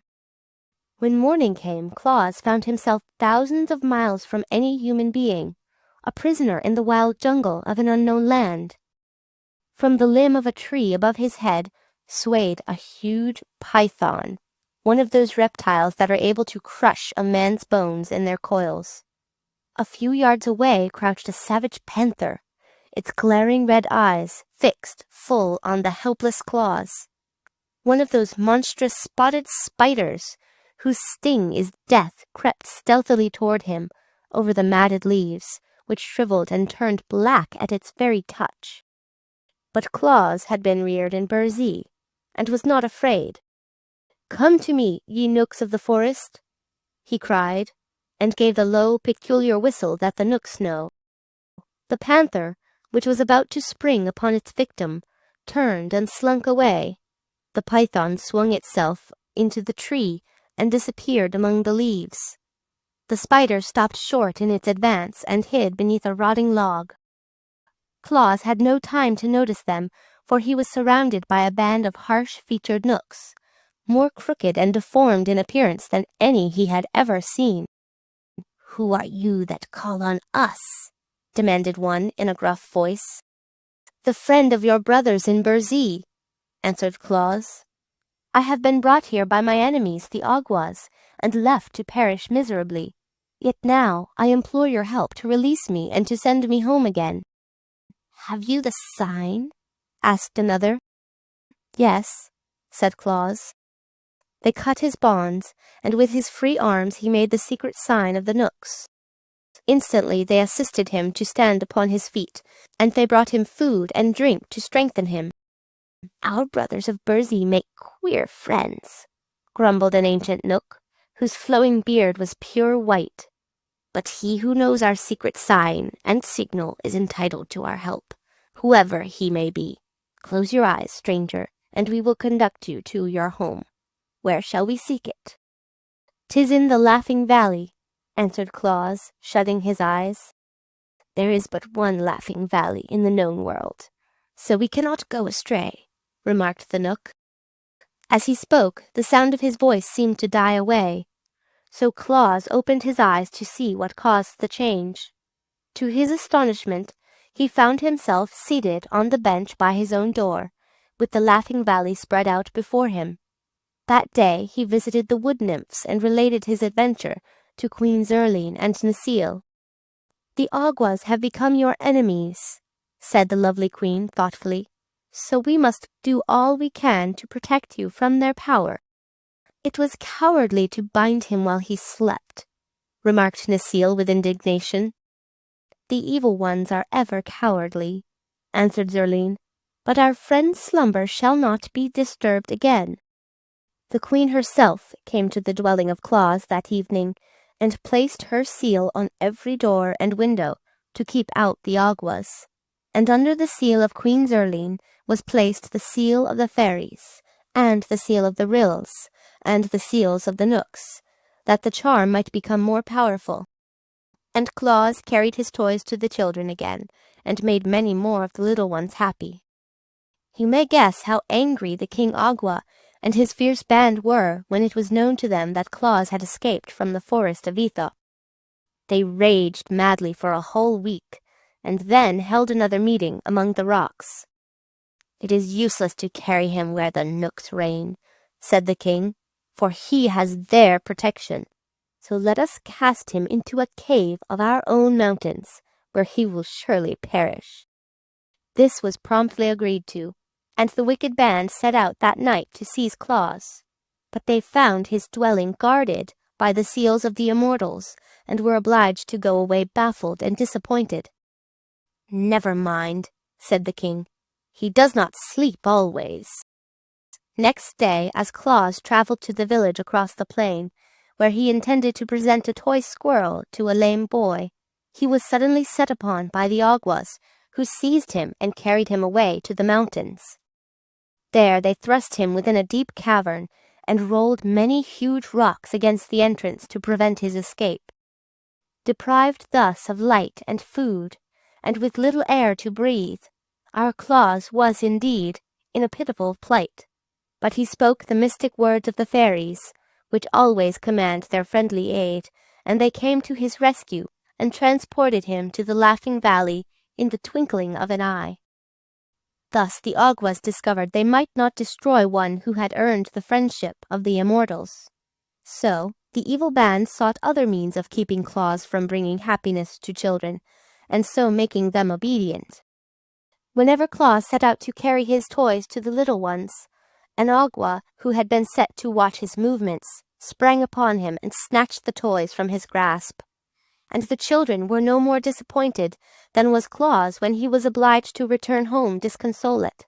Still, he persevered, and made many toys for his little friends, and started with them for the villages. And always the Awgwas robbed him as soon as he had left the valley. They threw the stolen playthings into one of their lonely caverns, and quite a heap of toys accumulated before Claus became discouraged and gave up all attempts to leave the valley. Then children began coming to him, since they found he did not go to them, but the wicked Awgwas flew around them and caused their steps to stray, and the path to become crooked, so never a little one could find a way into the Laughing Valley. Lonely days now fell upon Claus, for he was denied the pleasure of bringing happiness to the children whom he had learned to love. Yet he bore up bravely, for he thought, surely the time would come when the Awgwas would abandon their evil designs to injure him. He devoted all his hours to toy-making, and when one plaything had been completed, he stood it on a shelf he had built for that purpose. When the shelf became filled with rows of toys, he made another one and filled that also, so that in time he had many shelves filled with gay and beautiful toys, representing horses, dogs, cats, elephants, lambs, rabbits, and deer, as well as pretty dolls of all sizes, and balls and marbles of baked clay painted in gay colors. Often as he glanced at this array of childish treasures, the heart of good old Claus became sad, So greatly did he long to carry the toys to his children. And at last, because he could bear it no longer, he ventured to go to the great Ak, to whom he told the story of his persecution by the Awgwas, and begged the Master Woodsman to assist him. Chapter 7. The Great Battle Between Good and Evil. Ak listened gravely to the recital of Claus, stroking his beard the while with the slow, graceful motion that betokened deep thought. He nodded approvingly when Claus told how the Knooks and Fairies had saved him from death, and frowned when he heard how the Awgwas had stolen the children's toys. At last he said, "From the beginning I have approved the work you are doing among the children of men, and it annoys me that your good deeds should be thwarted by the Awgwas. We immortals have no connection whatever with the evil creatures who have attacked you. Always have we avoided them, and they, in turn, have hitherto taken care not to cross our pathway. But in this matter I find they have interfered with one of our friends, and I will ask them to abandon their persecutions, as you are under our protection." Claus thanked the Master Woodsman most gratefully and returned to his valley, while Ak, who never delayed carrying out his promises, at once traveled to the mountains of the Awgwas. There, standing on the bare rocks, he called on the king and his people to appear. Instantly the place was filled with throngs of the scowling Awgwas, and their king, perching himself on a point of rock, demanded fiercely, "Who dares call on us?" "It is I, the Master Woodsman of the world," responded Ak. "Here are no forests for you to claim," cried the king angrily. "We owe no allegiance to you, nor to any immortal." "That is true," replied Ak calmly. "Yet you have ventured to interfere with the actions of Claus, who dwells in the Laughing Valley and is under our protection." Many of the Awgwas began muttering at this speech, and their king turned threateningly on the Master Woodsman. "You are set to rule the forests, but the plains and the valleys are ours," he shouted. "Keep to your own dark woods. We will do as we please with Claus." "You shall not harm our friend in any way," replied Ak. "Shall we not?" asked the king impudently. "You will see. Our powers are vastly superior to those of mortals, and fully as great as those of immortals." "It is your conceit that misleads you," said Ak sternly. "You are a transient race, passing from life into nothingness. We, who live forever, pity but despise you. On earth you are scorned by all, and in heaven you have no place. Even the mortals, after their earth life, enter another existence for all time, and so are your superiors. How then dare you, who are neither mortal nor immortal, refuse to obey my wish?" The Awgwas sprang to their feet with menacing gestures, but their king motioned them back. "Never before," he cried to Ak, while his voice trembled with rage, "has an immortal declared himself the master of the Awgwas. Never shall an immortal venture to interfere with our actions again, for we will avenge your scornful words by killing your friend Claus within 3 days. Nor you, nor all the immortals can save him from our wrath. We defy your powers. Begone, Master Woodsman of the world. In the country of the Awgwas, you have no place." "It is war," declared Ak with flashing eyes. "It is war," returned the king savagely. "In 3 days your friend will be dead." The master turned away and came to his forest of Burzee, where he called a meeting of the immortals, and told them of the defiance of the Awgwas, and their purpose to kill Claus within 3 days. The little folk listened to him quietly. "What shall we do?" asked Ak. "These creatures are of no benefit to the world," said the prince of the Knooks. "We must destroy them." "Their lives are devoted only to evil deeds," said the prince of the Rills. "We must destroy them." "They have no conscience, and endeavor to make all mortals as bad as themselves," said the Queen of the Fairies. "We must destroy them. They have defied the great Ak and threatened the life of our adopted son," said beautiful Queen Zurline. "We must destroy them." The Master Woodsman smiled. "You speak well," said he. "These Awgwas we know to be a powerful race, and they will fight desperately. Yet the outcome is certain, for we who live can never die, even though conquered by our enemies, while every Awgwa who is struck down is one foe the less to oppose us. Prepare, then, for battle, and let us resolve to show no mercy to the wicked." Thus arose that terrible war between the immortals and the spirits of evil, which is sung of in fairyland to this very day. The King Awgwa and his band determined to carry out the threat to destroy Claus. They now hated him for 2 reasons. He made children happy, and was a friend of the Master Woodsman. But since Ak's visit they had reason to fear the opposition of the immortals, and they dreaded defeat. So the king sent swift messengers to all parts of the world to summon every evil creature to his aid. And on the 3rd day, after the declaration of war, a mighty army was at the command of the King Awgwa. There were 300 Asiatic dragons, breathing fire that consumed everything it touched. These hated mankind and all good spirits. And there were the 3-eyed giants of Tattery, a host in themselves, who liked nothing better than to fight. And next came the black demons from Patagonia, with great spreading wings like those of a bat, which swept terror and misery through the world as they beat upon the air. And joined to these were the Goozle goblins, with long talons as sharp as swords, with which they clawed the flesh from their foes. Finally, every mountain Awgwa in the world had come to participate in the great battle with the immortals. The King Awgwa looked around upon this vast army, and his heart beat high with wicked pride, for he believed he would surely triumph over his gentle enemies, who had never before been known to fight. But the Master Woodsman had not been idle.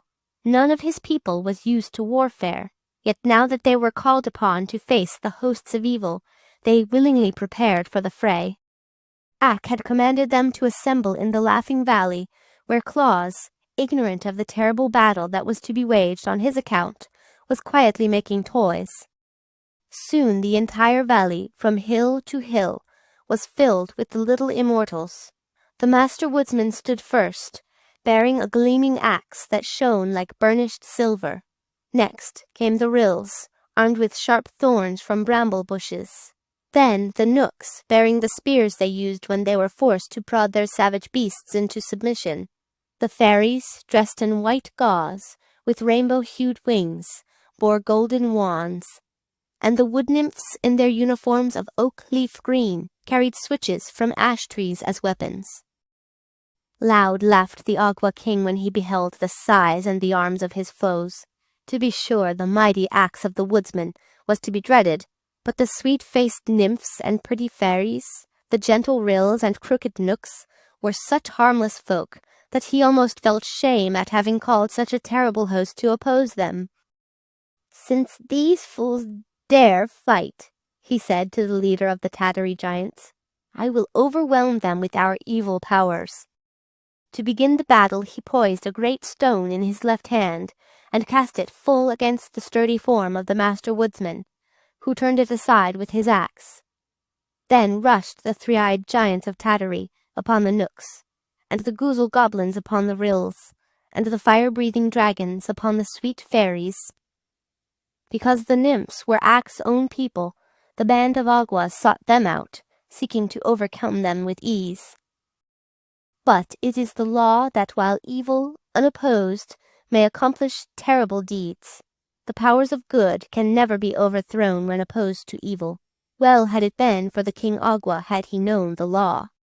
His ignorance cost him his existence, for one flash of the axe borne by the Master Woodsman of the world cleft the wicked king in twain, and rid the earth of the vilest creature it contained.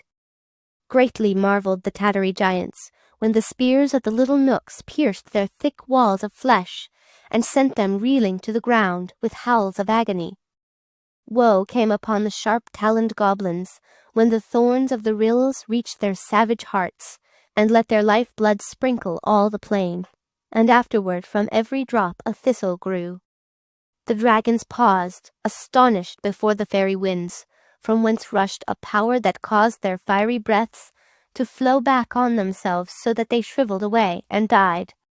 As for the Aguas, they had scant time to realize how they were destroyed, for the ash switches of the nymphs bore a charm unknown to any Agua, and turned their foes into clods of earth at the slightest touch.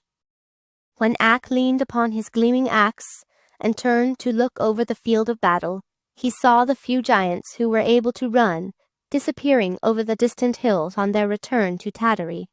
The goblins had perished every one, as had the terrible dragons, while all that remained of the wicked Aguas was a great number of earthen hillocks dotting the plain. And now the immortals melted from the valley like dew at sunrise, to resume their duties in the forest, while Ak walked slowly and thoughtfully to the house of Claus and entered. "You have many toys ready for the children," said the woodsman, "and now you may carry them across the plain to the dwellings and the villages without fear." "Will not the Aguas harm me?" asked Claus eagerly. "The Aguas," said Ak, "have perished. Now I will gladly have done with wicked spirits, and with fighting and bloodshed. It was not from choice that I told of the Aguas and their allies, and of their great battle with the immortals. They were part of this history and could not be avoided." Chapter 8. The First Journey with the Reindeer. Those were happy days for Claus when he carried his accumulation of toys to the children who had awaited them so long.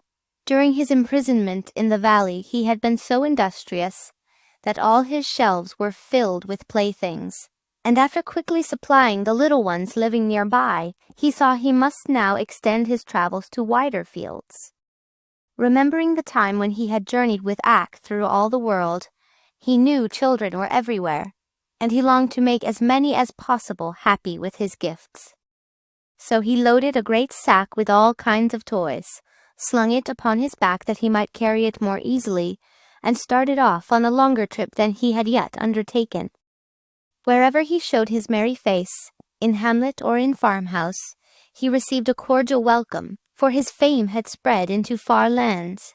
At each village the children swarmed about him, following his footsteps wherever he went, and the women thanked him gratefully for the joy he brought their little ones. And the men looked upon him curiously, that he should devote his time to such a queer occupation as toy-making. But everyone smiled on him and gave him kindly words, and Claus felt amply repaid for his long journey. When the sack was empty, he went back again to the Laughing Valley, and once more filled it to the brim. This time he followed another road, into a different part of the country, and carried happiness to many children who never before had owned a toy, or guessed that such a delightful plaything existed. After a third journey, so far away that Claus was many days walking the distance, the store of toys became exhausted, and without delay he set about making a fresh supply. From seeing so many children, and studying their tastes, he had acquired several new ideas about toys. The dollies were, he had found, the most delightful of all playthings for babies and little girls, and often those who could not say dolly would call for a doll in their sweet baby talk. So Claus resolved to make many dolls of all sizes, and to dress them in bright-colored clothing. The older boys, and even some of the girls, loved the images of animals, so he still made cats and elephants and horses, and many of the little fellows had musical natures, and longed for drums and cymbals and whistles and horns, so he made a number of toy drums with tiny sticks to beat them with, and he made whistles from the willow trees, and horns from the bog reeds, and cymbals from bits of beaten metal.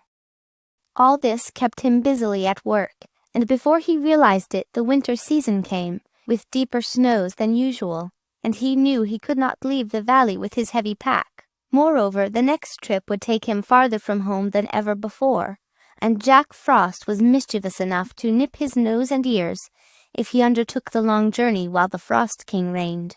The Frost King was Jack's father and never reproved him for his pranks.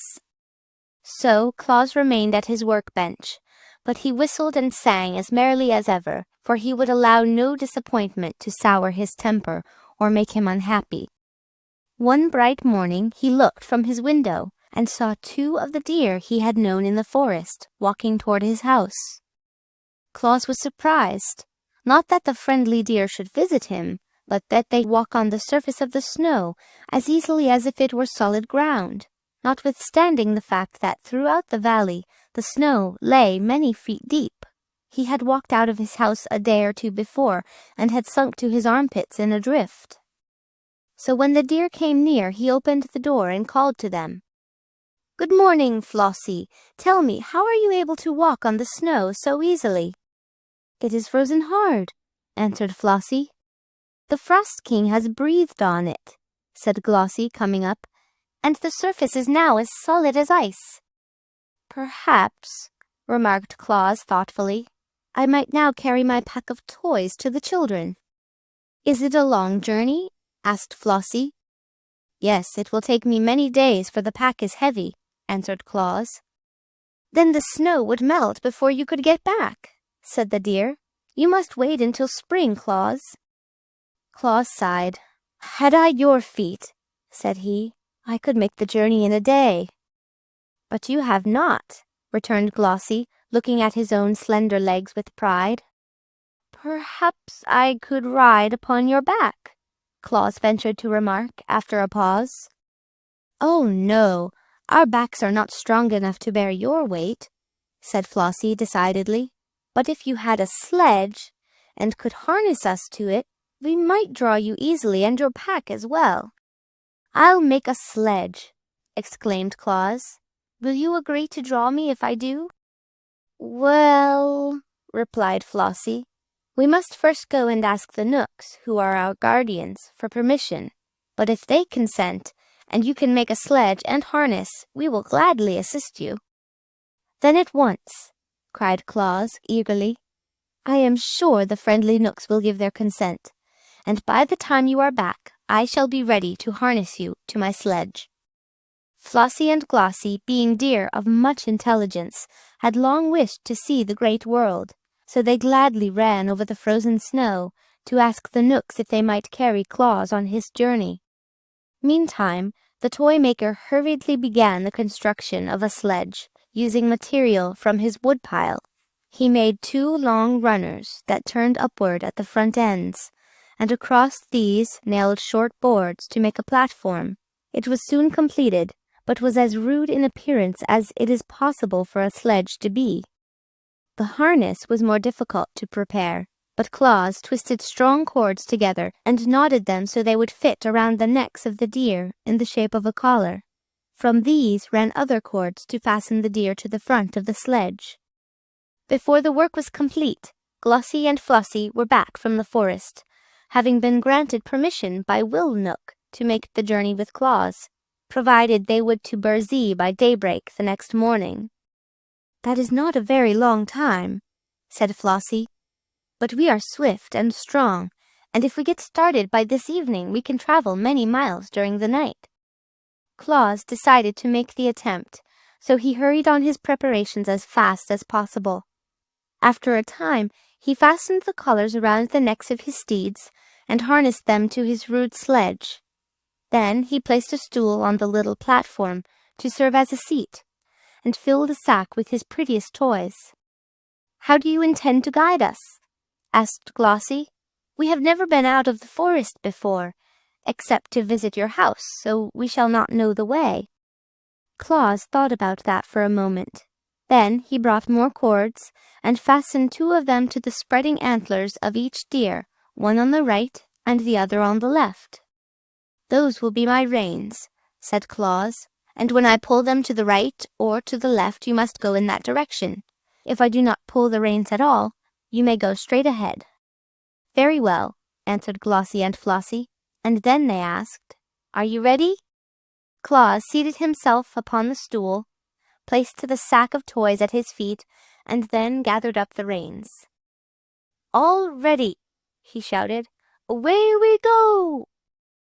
The deer leaned forward, lifted their slender limbs, and the next moment away flew the sledge over the frozen snow. The swiftness of the motion surprised Claus, for in a few strides they were across the valley and gliding over the broad plain beyond. The day had melted into evening by the time they started, for swiftly as Claus had worked, many hours had been consumed in making his preparations. But the moon shone brightly to light their way, and Claus soon decided it was just as pleasant to travel by night as by day. The deer liked it better, for although they wished to see something of the world, they were timid about meeting men, and now all the dwellers in the towns and farmhouses were sound asleep and could not see them. Away and away they sped, on and on, over the hills and through the valleys, and across the plains until they reached a village where Claus had never been before. Here he called on them to stop, and they immediately obeyed. But a new difficulty now presented itself, for the people had locked their doors when they went to bed, and Claus found he could not enter the houses to leave his toys. "I'm afraid, my friends, we have made our journey for nothing," said he, "for I shall be obliged to carry my playthings back home again without giving them to the children of this village." "What's the matter?" asked Flossie. "The doors are locked," answered Claus, "and I cannot get in." Glossie looked around at the houses. The snow was quite deep in that village, and just before them was a roof only a few feet above the sledge. A broad chimney, which seemed to Glossie big enough to admit Claus, was at the peak of the roof. "Why don't you climb down that chimney?" asked Glossie. Claus looked at it. "That would be easy enough if I were on top of the roof," he answered. "Then hold fast and we will take you there," said the deer, and they gave one bound to the roof and landed beside the big chimney. "Good!" cried Claus, well pleased, and he slung the pack of toys over his shoulder and got into the chimney. There was plenty of soot on the bricks, but he did not mind that, and by placing his hands and knees against the sides, he crept downward until he reached the fireplace. Leaping lightly over the smoldering coals, he found himself in a large sitting room, where a dim light was burning. From this room 2 doorways led into smaller chambers. In one a woman lay asleep, with a baby beside her in a crib. Claus laughed, but he did not laugh aloud for fear of waking the baby. Then he slipped a big doll from his pack and laid it in the crib.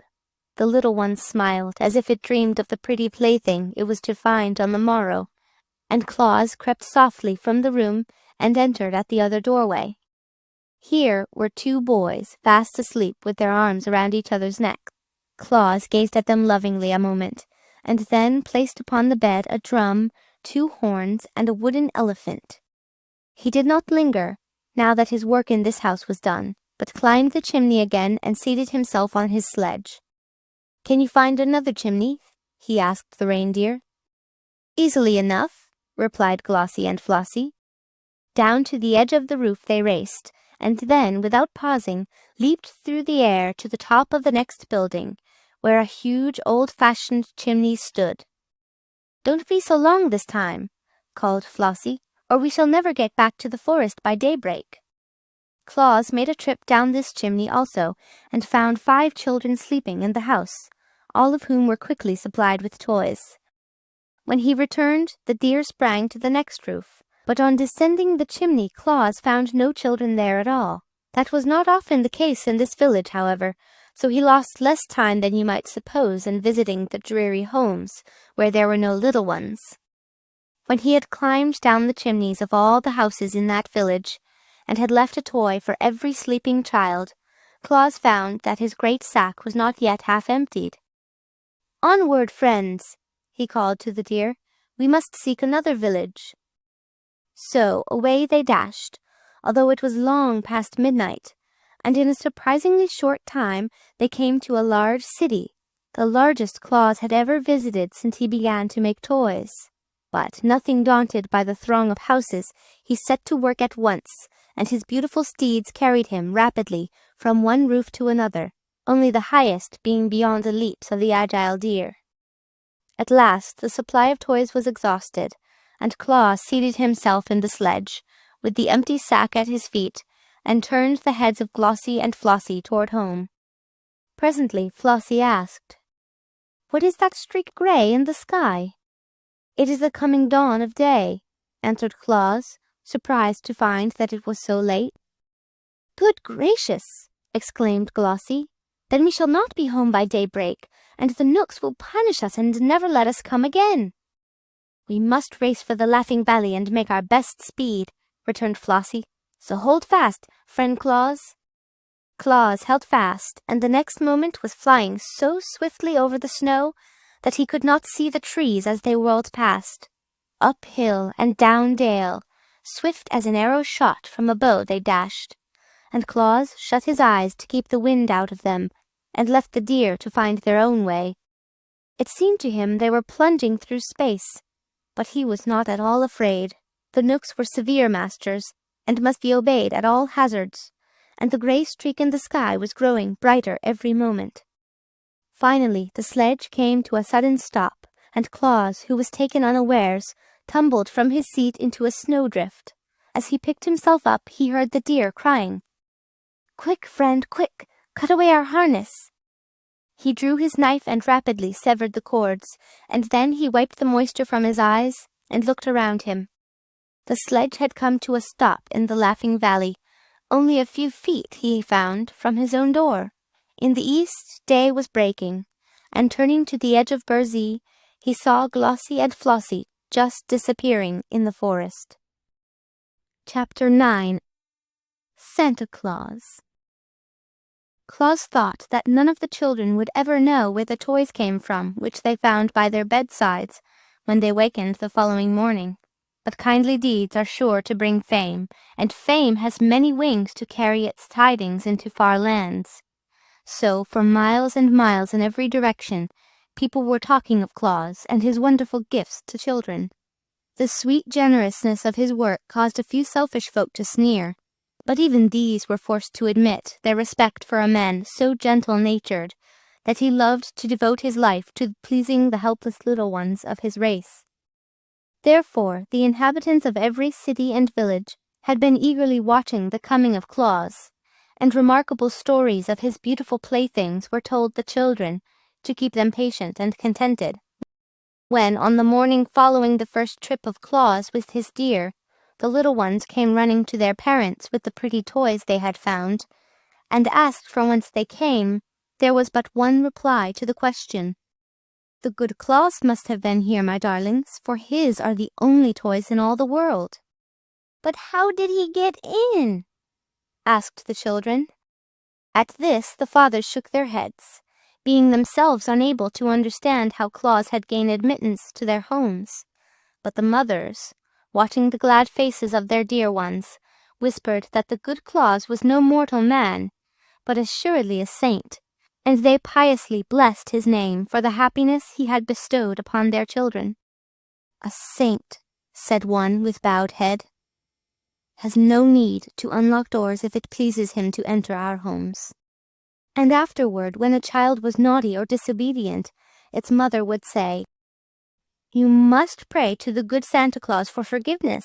He does not like naughty children, and unless you repent, he will bring you no more pretty toys."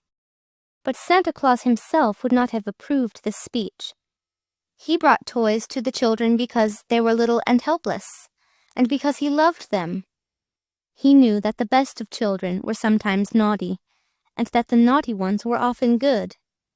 It is the way with children, the world over, and he would not have changed their natures had he possessed the power to do so. And that is how our Claus became Santa Claus. It is possible for any man, by good deeds, to enshrine himself as a saint in the hearts of the people. Chapter 10. Christmas Eve. The day that broke as Claus returned from his night ride with Glossie and Flossie brought him to a new trouble. Will Knook, the chief guardian of the deer, came to him, surly and ill-tempered, to complain that he had kept Glossie and Flossie beyond daybreak, in opposition to his orders. "Yet it could not have been very long after daybreak," said Claus. "It was 1 minute after," answered Will Knook, "and that is as bad as 1 hour. I shall set the stinging gnats on Glossie and Flossie, and they will thus suffer terribly for their disobedience." "Don't do that," begged Claus. "It was my fault." But Will Knook would listen to no excuses, and went away grumbling and growling in his ill-natured way. For this reason, Claus entered the forest to consult Necile about rescuing the good deer from punishment. To his delight, he found his old friend, the Master Woodsman, seated in the circle of nymphs. Ak listened to the story of the night journey, to the children, and of the great assistance the deer had been to Claus by drawing his sledge over the frozen snow.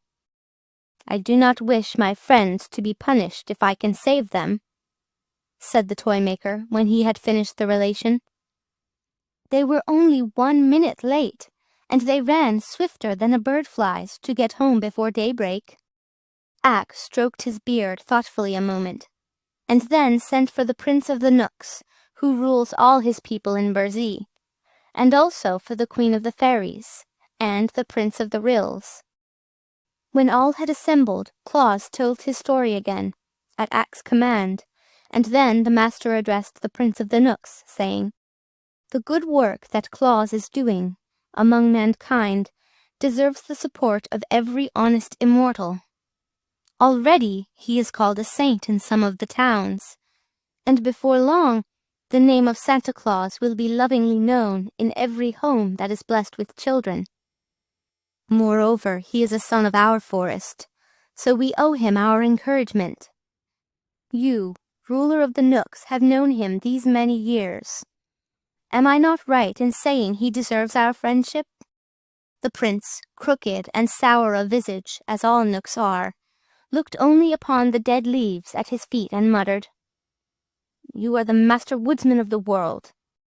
Ak smiled, but continued in soft tones, "It seems that the deer which are guarded by your people can be of great assistance to Claus, and as they seem willing to draw his sledge, I beg that you will permit him to use their services whenever he pleases." The prince did not reply, but tapped the curled point of his sandal with the tip of his spear, as if in thought. Then the Fairy Queen spoke to him in this way: "If you consent to Ak's request, I will see that no harm comes to your deer while they are away from the forest." And the Prince of the Ryls added, "For my part, I will allow to every deer that assists Claus the privilege of eating my casa plants, which will give strength, and my growla plants, which give fleetness of foot, and my marbon plants, which give long life." And the Queen of the Nymphs said, "The deer which draw the sledge of Claus will be permitted to bathe in the forest pool of Nares, which will give them sleek coats and wonderful beauty." The Prince of the Knooks, hearing these promises, shifted uneasily on his seat, for in his heart he hated to refuse a request of his fellow immortals, although they were asking an unusual favor at his hands, and the Knooks are unaccustomed to granting favors of any kind. Finally, he turned to his servants and said, "Call Will Knook." When surly Will came and heard the demands of the immortals, he protested loudly against granting them. "Deer are deer," said he, "and nothing but deer. Were they horses, it would be right to harness them like horses. But no one harnesses deer because they are free, wild creatures, owing no service of any sort to mankind. It would degrade my deer to labor for Claus, who is only a man in spite of the friendship lavished on him by the immortals." "You have heard," said the prince to Ak. "There is truth in what Will says." "Call Glossie and Flossie," returned the master. The deer were brought to the conference, and Ak asked them if they objected to drawing the sledge for Claus. "No, indeed," replied Glossie. "We enjoyed the trip very much." "And we tried to get home by daybreak," said Flossie, "but were unfortunately a minute too late." "A minute lost at daybreak doesn't matter," said Ak. "You are forgiven for that delay." provided it does not happen again," said the Prince of the Knooks sternly. "And will you permit them to make another journey with me?" asked Claus eagerly. The prince reflected while he gazed at Will, who was scowling, and at the Master Woodsman, who was smiling. Then he stood up and addressed the company as follows. "Since you all urge me to grant the favor, I will permit the deer to go with Claus once every year, on Christmas Eve, provided they always return to the forest by daybreak. He may select any number he pleases, up to 10, to draw his sledge, and those shall be known among us as reindeer, to distinguish them from the others. And they shall bathe in the pool of Naris, and eat the casa, and grala, and marben plants, and shall be under the especial protection of the Fairy Queen. And now cease scowling, Will Knook, for my words shall be obeyed." He hobbled quickly away through the trees to avoid the thanks of Claus and the approval of the other immortals, and Will, looking as cross as ever, followed him. But Ak was satisfied, knowing that he could rely on the promise of the prince, however grudgingly given, and Glossie and Flossie ran home, kicking up their heels delightedly at every step. "When is Christmas Eve?" Claus asked the master. "In about 10 days, he replied. "Then I cannot use the deer this year," said Claus thoughtfully, "for I shall not have time enough to make my sack full of toys." "The shrewd prince foresaw that," responded Ak, "and therefore named Christmas Eve as the day you might use the deer, knowing it would cause you to lose an entire year." "If I only had the toys the Aguas stole from me," said Claus sadly, "I could easily fill my sack for the children." "Where are they?" asked the master. "I do not know," replied Claus, "but the wicked Aguas probably hid them in the mountains." Ak turned to the Fairy Queen. "Can you find them?" he asked. "I will try," she replied brightly. Then Claus went back to the Laughing Valley to work as hard as he could, and a band of fairies immediately flew to the mountain that had been haunted by the Aguas, and began a search for the stolen toys. The fairies, as we well know, possess wonderful powers, but the cunning Aguas had hidden the toys in a deep cave, and covered the opening with rocks so no one could look in. Therefore, all search for the missing playthings proved in vain for several days, and Claus, who sat at home waiting for news from the fairies, almost despaired of getting the toys before Christmas Eve. He worked hard every moment, but it took considerable time to carve out and to shape each toy, and to paint it properly, so that on the morning before Christmas Eve, only half of one small shelf above the window was filled with playthings ready for the children. But on this morning, the fairies, who were searching the mountains, had a new thought. They joined hands and moved in a straight line through the rocks that formed the mountain, beginning at the topmost peak and working downward, so that no spot could be missed by their bright eyes. And at last they discovered the cave where the toys had been heaped up by the wicked Aguas. It did not take them long to burst open the mouth of the cave, and then each one seized as many toys as he could carry, and they all flew to Claus and laid the treasure before him. The good man was rejoiced to receive, just in the nick of time, such a store of playthings with which to load his sledge, and he sent word to Glossie and Flossie to be ready for the journey at nightfall. With all his other labors, he had managed to find time, since the last trip, to repair the harness, and to strengthen his sledge, so that when the deer came to him at twilight, he had no difficulty in harnessing them. "We must go in another direction tonight," he told them, "where we shall find children I have never yet visited, and we must travel fast and work quickly, for my sack is full of toys and running over the brim." So, just as the moon arose, they dashed out of the Laughing Valley, and across the plain, and over the hills to the south. The air was sharp and frosty, and the starlight touched the snowflakes and made them glitter like countless diamonds. The reindeer leaped onward with strong, steady bounds, and Claus's heart was so light and merry that he laughed and sang, while the wind whistled past his ears. With a ho ho ho and a ha ha ha and a ho ho ha ha hee, now away we go o'er the frozen snow, as merry as we can be. Jack Frost heard him and came racing up with his nippers, but when he saw it was Claus he laughed and turned away again. The mother owls heard him as he passed near a wood, and stuck their heads out of the hollow places in the tree trunks. But when they saw who it was, they whispered to the owlets nesting near them that it was only Santa Claus carrying toys to the children. It is strange how much those mother owls know. Claus stopped at some of the scattering farmhouses and climbed down the chimneys to leave presents for the babies. Soon after, he reached the village and worked merrily for an hour distributing playthings among the sleeping little ones. Then away again he went, singing his joyous carol. Now away we go o'er the gleaming snow, while the deer run swift and free. For to girls and boys we carry the toys that will fill their hearts with glee. The deer liked the sound of his deep bass voice, and kept time to the song with their hoofbeats on the hard snow. But soon they stopped at another chimney, and Santa Claus, with sparkling eyes and face brushed red by the wind, climbed down its smoky sides and left a present for every child the house contained. It was a merry, happy night. Swiftly the deer ran, and busily their driver worked to scatter his gifts among the sleeping children. But the sack was empty at last, and the sledge headed homeward. And now again the race with daybreak began.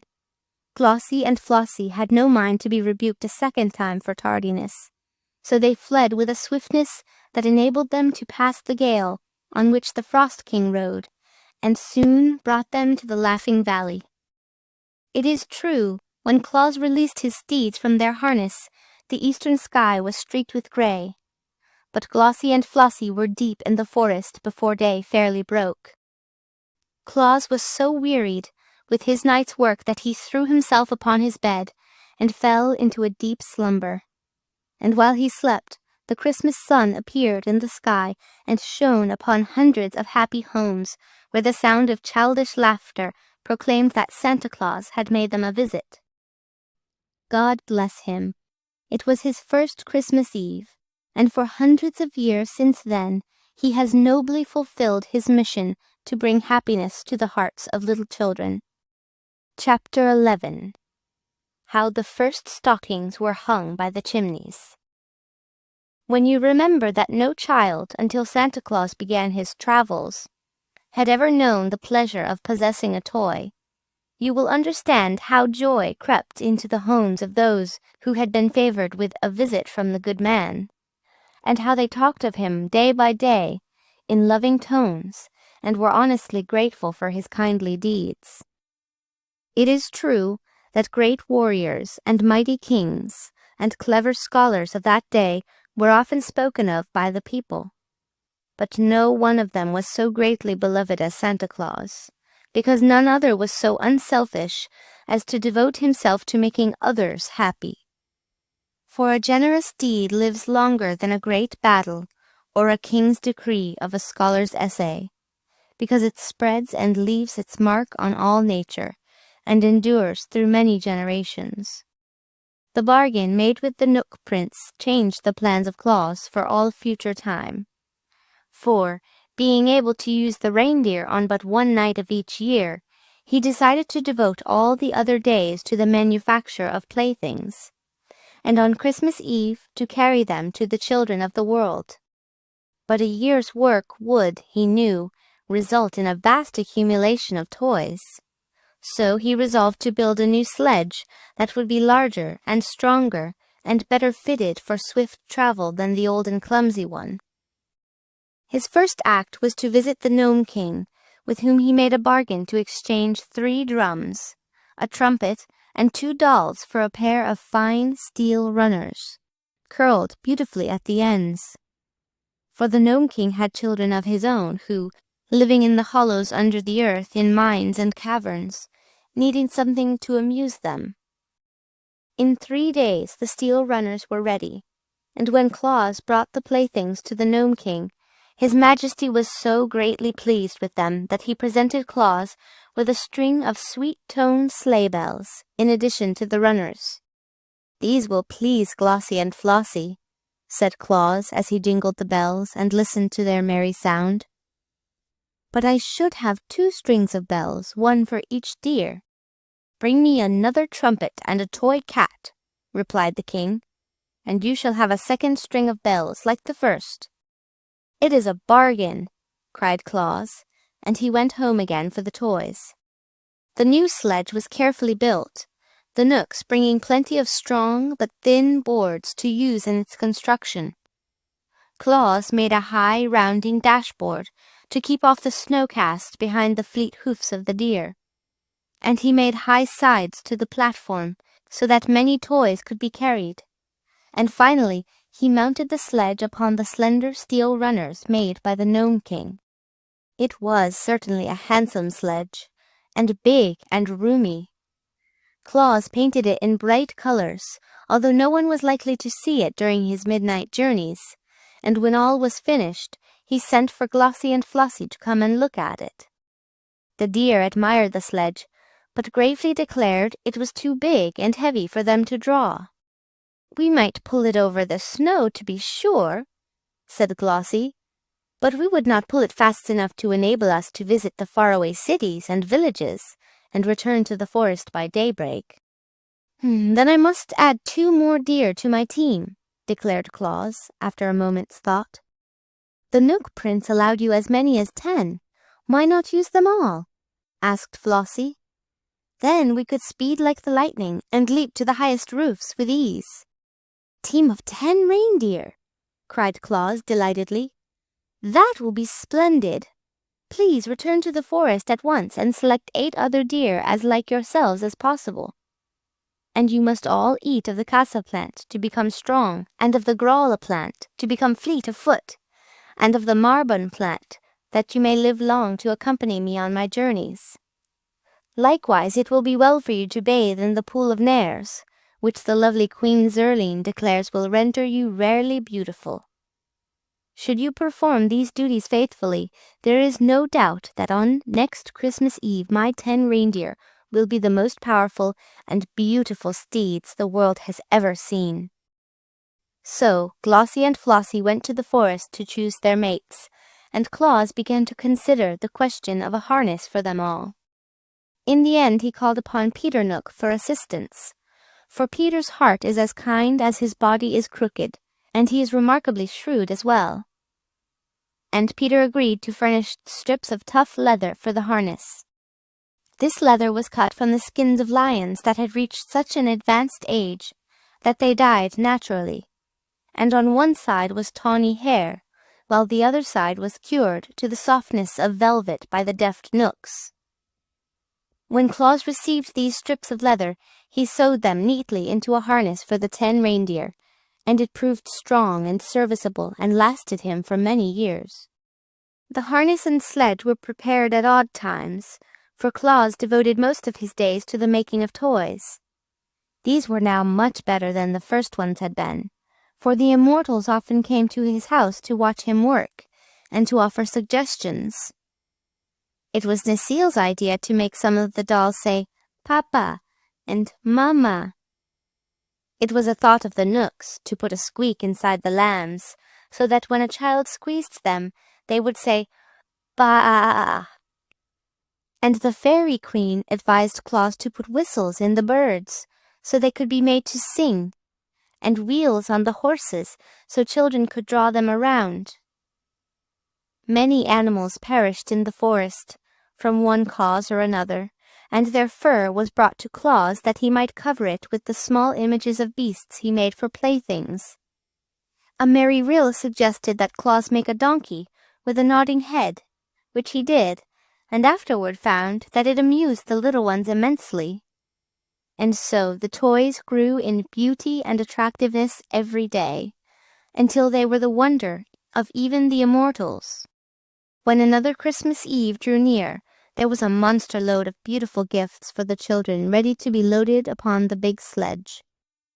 Claus filled 3 sacks to the brim and tucked every corner of the sledge box full of toys besides. Then, at twilight, the 10 reindeer appeared and Flossie introduced them all to Claus. They were Racer and Pacer, Reckless and Speckless, Fearless and Peerless, and Ready and Steady, who, with Glossie and Flossie, made up the 10 who have traversed the world these hundreds of years with their generous master. They were all exceedingly beautiful, with slender limbs, spreading antlers, velvety dark eyes, and smooth coats of fawn color spotted with white. Claus loved them at once, and has loved them ever since, for they are loyal friends and have rendered him priceless service. The new harness fitted them nicely, and soon they were all fastened to the sledge by twos, with Glossie and Flossie in the lead. These wore the strings of sleigh bells, and were so delighted with the music they made that they kept prancing up and down to make the bells ring.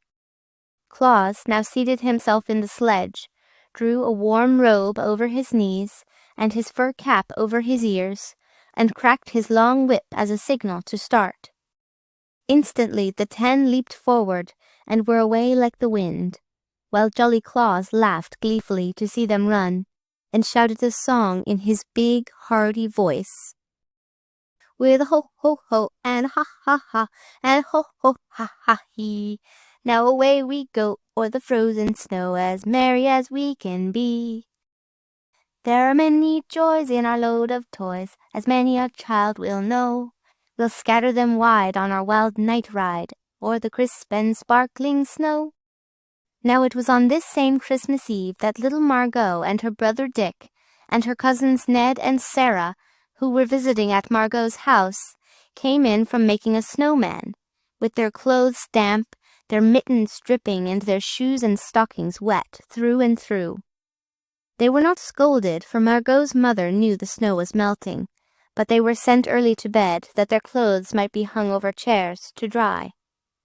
The shoes were placed on the red tiles of the hearth, where the heat from the hot embers would strike them, and the stockings were carefully hung in a row by the chimney, directly over the fireplace. That was the reason Santa Claus noticed them when he came down the chimney that night, and all the household were fast asleep. He was in a tremendous hurry, and seeing the stockings all belonged to children, he quickly stuffed his toys into them, and dashed up the chimney again, appearing on the roof so suddenly that the reindeer were astonished at his agility. I wish they would all hang up their stockings, he thought as he drove to the next chimney. It would save me a lot of time, and I could then visit more children before daybreak. When Margot and Nick and Ned and Sarah jumped out of bed next morning and ran downstairs to get their stockings from the fireplace, they were filled with delight to find the toys from Santa Claus inside them. In face, I think they found more presents in their stockings than any other children of that city had received, for Santa Claus was in a hurry and did not stop to count the toys. Of course, they told all their little friends about it, and of course, every one of them decided to hang his own stockings by the fireplace the next Christmas Eve. Even Bessie Blithesome, who made a visit to that city with her father, the great Lord of Lurd, heard the story from the children, and hung her own pretty stockings by the chimney when she returned home at Christmas time. On his next trip, Santa Claus found so many stockings hung up in anticipation of his visit that he could fill them in a jiffy and be away again in half the time required to hunt the children up and place the toys by their bedsides. The custom grew year after year and has always been a great help to Santa Claus. And with so many children to visit, he surely needs all the help we are able to give him. Chapter 12. The First Christmas Tree. Claus had always kept his promise to the Knooks by returning to the Laughing Valley by daybreak, but only the swiftness of his reindeer has enabled him to do this, for he travels over all the world. He loved his work, and he loved the brisk night ride on his sledge, and the gay tinkle of the sleigh bells. On that first trip with the 10 reindeer, only Glossie and Flossie wore bells. But each year thereafter, for 8 years, Claus carried presents to the children of the Gnome King, and that good-natured monarch gave him in return a string of bells at each visit, so that finally every one of the 10 deer was supplied, and you may imagine what a merry tune the bells played as the sledge spread over the snow. The children's stockings were so long that it required a great many toys to fill them, and soon Claus found there were other things besides toys that children love. So he sent some of the fairies, who were always his good friends, into the tropics, from whence they returned with great bags full of oranges and bananas which they had plucked from the trees. And other fairies flew to the wonderful valley of Funnyland, where delicious candies and bonbons grew thickly on the bushes, and returned laden with many boxes of sweetmeats for the little ones. These things Santa Claus, on each Christmas Eve, placed in the long stockings, together with his toys, and the children were glad to get them, you may be sure. There are also warm countries where there is no snow in winter, but Claus and his reindeer visited them as well as the colder climes, for there were little wheels inside the runners of his sledge, which permitted it to run as smoothly over bare ground as on the snow. And the children who lived in the warm countries learned to know the name of Santa Claus as well as those who lived nearer to the Laughing Valley. Once, just as the reindeer were ready to start on their yearly trip, a fairy came to Claus and told him of 3 little children who lived beneath a rude tent of skins on a broad plain where there were no trees whatever. These poor babies were miserable and unhappy, for their parents were ignorant people who neglected them sadly. Claus resolved to visit these children before he returned home, and during his ride he picked up the bushy top of a pine tree, which the wind had broken off, and placed it in his sledge. It was nearly morning when the deer stopped before the lonely tent of skins where the poor children lay, asleep. Claus at once planted the bit of pine tree in the sand and stuck many candles on the branches. Then he hung some of his prettiest toys on the tree, as well as several bags of candies. It did not take long to do all this, for Santa Claus works quickly, and when all was ready, he lighted the candles, and, thrusting his head in at the opening of the tent, he shouted, "Merry Christmas, little ones!" With that, he leaped onto his sledge and was out of sight before the children, rubbing the sleep from their eyes, could come out to see who had called them. You can imagine the wonder and joy of those little ones, who had never in their lives known a real pleasure before, when they saw the tree sparkling with lights that shone brilliant in the gray dawn, and hung with toys enough to make them happy for years to come. They joined hands and danced around the tree, shouting and laughing, until they were obliged to pause for breath. And their parents also came out to look and wonder, and thereafter had more respect and consideration for their children, since Santa Claus had honored them with such beautiful gifts. The idea of the Christmas tree pleased Claus, and so the following year he carried many of them in his sledge and set them up in the homes of poor people who seldom saw trees, and placed candles and toys on the branches. Of course, he could not carry enough trees in one load of all who wanted them, but in some homes the fathers were able to get trees and had them all ready for Santa Claus when he arrived. And these the good Claus always decorated as prettily as possible, and hung with toys enough for all the children who came to see the tree lighted. These novel ideas, and the generous manner in which they were carried out, made the children long for that one night in the year when their friend Santa Claus should visit them. And as such anticipation is very pleasant and comforting, the little ones gleaned much happiness by wondering what would happen when Santa Claus next arrived. Perhaps you remember that stern Baron Brown, who once drove Claus from his castle and forbade him to visit his children? Well, many years afterwards, when the old Baron was dead and his son ruled in his place, the new Baron Brown came to the house of Claus with his train of knights and pages and henchmen, and, dismounting from his charger, bared his head humbly before the friend of children. "My father did not know your goodness and worth," he said, "and therefore threatened to hang you from the castle walls. But I have children of my own, who long for a visit from Santa Claus, and I have come to beg that you will favor them hereafter as you do other children." Claus was pleased with this speech, for Castle Baum was the only place he had never visited, and he gladly promised to bring presents to the Baron's children the next Christmas Eve. The Baron went away contented, and Claus kept his promise faithfully. Thus did this man, through very goodness, conquer the hearts of all. And it is no wonder he was ever merry and gay, for there was no home in the wide world where he was not welcomed more royally than any king. Old Age. Chapter 1. The Mantle of Immortality. And now we come to a turning point in the career of Santa Claus, and it is my duty to relate the most remarkable that has happened since the world began or mankind was created. We have followed the life of Claus from the time he was found a helpless infant by the wood nymph Necile, and reared to manhood in the great forest of Berzy. And we know how he began to make toys for children, and how, with the assistance and goodwill of the immortals, he was able to distribute them to the little ones throughout the world. For many years he carried on this noble work, for the simple, hard-working life he led gave him perfect health and strength. And doubtless a man can live longer in the beautiful Laughing Valley, where there are no cares and everything is peaceful and merry, than in any other part of the world. But when many years had rolled away, Santa Claus grew old. The long beard of golden brown that once covered his cheeks and chin gradually became gray, and finally turned to pure white. His hair was white too, and there were wrinkles at the corners of his eyes, which showed plainly when he laughed.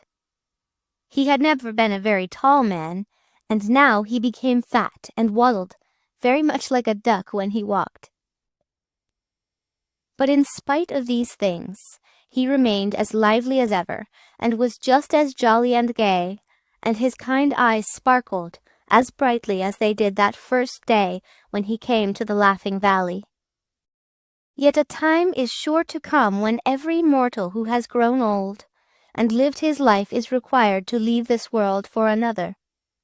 So it is no wonder that, after Santa Claus had driven his reindeer on many and many a Christmas Eve, those staunch friends finally whispered among themselves that they had probably drawn his sledge for the last time. Then all the forest of Berzy became sad, and all the Laughing Valley was hushed, for every living thing that had known Claus had used to love him and to brighten at the sound of his footsteps or the notes of his merry whistle. No doubt the old man's strength was at last exhausted, for he made no more toys, but lay on his bed as in a dream. The nymph Necile, she who had reared him and been his foster mother, was still youthful and strong and beautiful, and it seemed to her but a short time since this aged, grey-bearded man had lain in her arms and smiled on her with his innocent baby lips. In this is shown the difference between mortals and immortals. It was fortunate that the great Ak came to the forest at this time. Necile sought him with troubled eyes and told him of the fate that threatened their friend Claus. At once the master became grave, and he leaned upon his axe and stroked his grizzled beard thoughtfully for many minutes. Then, suddenly, he stood up straight, and poised his powerful head with firm resolve, and stretched out his great right arm, as if determined on doing some mighty deed. For a thought had come to him, so grand in its conception, that all the world might well bow before the Master Woodsman and honor his name forever. It is well known that when the great Ak once undertakes to do a thing, he never hesitates in an instant. Now he summoned his fleetest messengers, and sent them in a flash to many parts of the earth, and when they were gone, he turned to the anxious Necile and comforted her, saying, "Be of good heart, my child. Our friend still lives. And now run to your queen, and tell her that I have summoned a council of all the immortals of the world to meet with me here in Berzy this night, if they obey and hearken unto my words, Claus will drive his reindeer for countless ages yet to come. At midnight, there was a wondrous scene in the ancient forest of Burzee, where for the first time in many centuries, the rulers of the immortals, who inhabit the earth, were gathered together. There was the queen of the water sprites, whose beautiful form was as clear as crystal, but continually dripped water on the bank of moss where she sat. And beside her was the king of the sleep fays, who carried a wand from the end of which a fine dust fell all around, so that no mortal could keep awake long enough to see him, as mortal eyes were sure to close in sleep as soon as the dust filled them. And next to him sat the gnome king, whose people inhabit all that region under the earth's surface, where they guard the precious metals and the jewel stones that lie buried in rock and ore. At his right hand stood the king of the sound imps, who had wings on his feet, for his people are swift to carry all sounds that are made. When they are busy, they carry the sounds but short distances, for there are many of them. But sometimes they speed with the sounds to places miles and miles away from where they are made. The king of the sound imps had an anxious and careworn face, for most people have no consideration for his imps, and especially the boys and girls make a great many unnecessary sounds, which the imps are obliged to carry when they might be better employed. The next in the circle of immortals was the king of the wind demons, slender of frame, restless and uneasy at being confined to one place for even an hour. Once in a while he would leave his place and circle around the glade, and each time he did this the fairy queen was obliged to untangle the flowing locks of her golden hair and tuck them back of her pink ears. But she did not complain, for it was not often that the king of the wind demons came into the heart of the forest. After the fairy queen, whose home you know was in old Burzee, came the king of the light elves, with his two princes, Flash and Twilight, at his back. He never went anywhere without his princes, for they were so mischievous that he dared not let them wander alone. Prince Flash bore a lightning bolt in his right hand, and a horn of gunpowder in his left, and his bright eyes roved constantly around, as if he longed to use his blinding flashes. Prince Twilight held a great snuffer in one hand, and a big black cloak in the other. And it is well known that unless Twilight is carefully watched, the snuffers or the cloak will throw everything into darkness. And darkness is the greatest enemy the king of the light elves has. In addition to the immortals I have named, were the king of the Nooks, who had come from his home in the jungles of India, the king of the Rills, who lived among the gay flowers and luscious fruits of Valencia. Sweet Queen Zurline of the wood nymphs completed the circle of immortals. But in the center of the circle sat three others who possessed powers so great that all the kings and queens showed them reverence. These were Ak, the master woodsman of the world, who rules the forests and the orchards and the groves, and Kern, the master husbandman of the world, who rules the grain fields and the meadows and the gardens, and Bo, the master mariner of the world, who rules the seas and all the craft that float thereon. And all other immortals are more or less subject to these three. When all had assembled, the master woodsman of the world stood up to address them, since he himself had summoned them to the council. Very clearly, he told them the story of Claus, beginning at the time when, as a babe, he had been adopted a child of the forest, and telling of his noble and generous nature, and his lifelong labors to make children happy. And now, said Ak, when he had won the love of all the world, the spirit of death is hovering over him. Of all men who have inhabited the earth, none other so well deserves immortality. For such a life cannot be spared so long as there are children of mankind to miss him and to grieve over his loss. We immortals are the servants of the world, and to serve the world we were permitted in the beginning to exist. But what one of us is more worthy of immortality than this man Claus, who so sweetly ministers to the little children?" He paused and glanced around the circle, to find every immortal listening to him eagerly and nodding approval. Finally, the king of the wind demons, who had been whistling softly to himself, cried out, "What is your desire, O Ak?" "To bestow upon Claus the mantle of immortality," said Ak boldly. That this demand was wholly unexpected was proved by the immortals springing to their feet and looking into each other's face with dismay, and then upon Ak with wonder. For it was a grave matter, this parting with the mantle of immortality.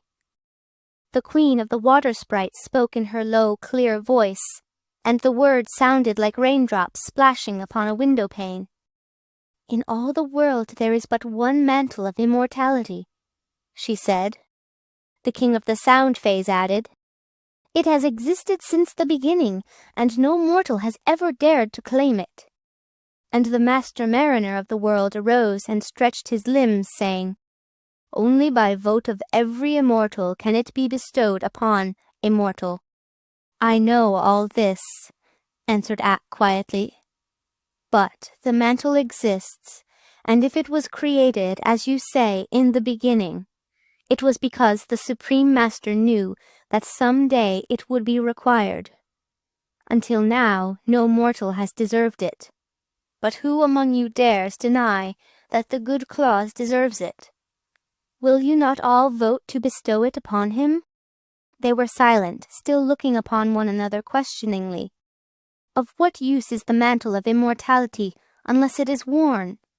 demanded Ak. "What will it profit any one of us to allow it to remain in its lonely shrine for all time to come?" "Enough!" cried the Gnome King abruptly. "We will vote on the matter, yes or no. For my part, I say yes."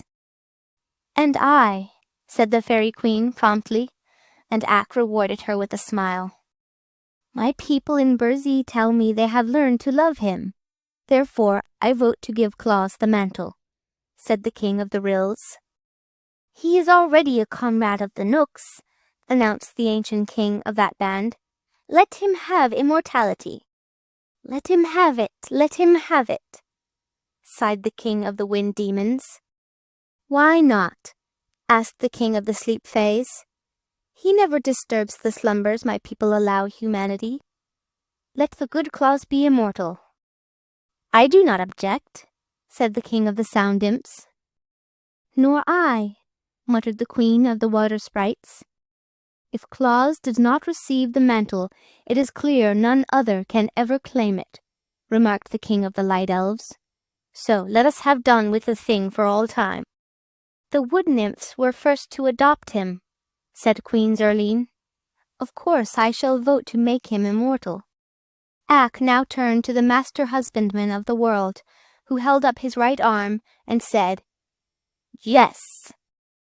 And the master mariner of the world did likewise, after which Ak, with sparkling eyes and smiling face, cried out, "I thank you, fellow immortals, for all have voted yes, and so to our dear Claus shall fall the one mantle of immortality that is in our power to bestow." "Let us fetch it at once," said the Fay King. "I'm in a hurry." They bowed assent, and instantly the forest glade was deserted. But in a place midway between the earth and the sky was suspended a gleaming crypt of gold and platinum, aglow with soft lights shed from the facets of countless gems. Within a high dome hung the precious mantle of immortality, and each immortal placed a hand on the hem of the splendid robe and said as with one voice, "We bestow this mantle upon Claus, who is called the patron saint of children." At this the mantle came away from its lofty crypt, and they carried it to the house in the Laughing Valley.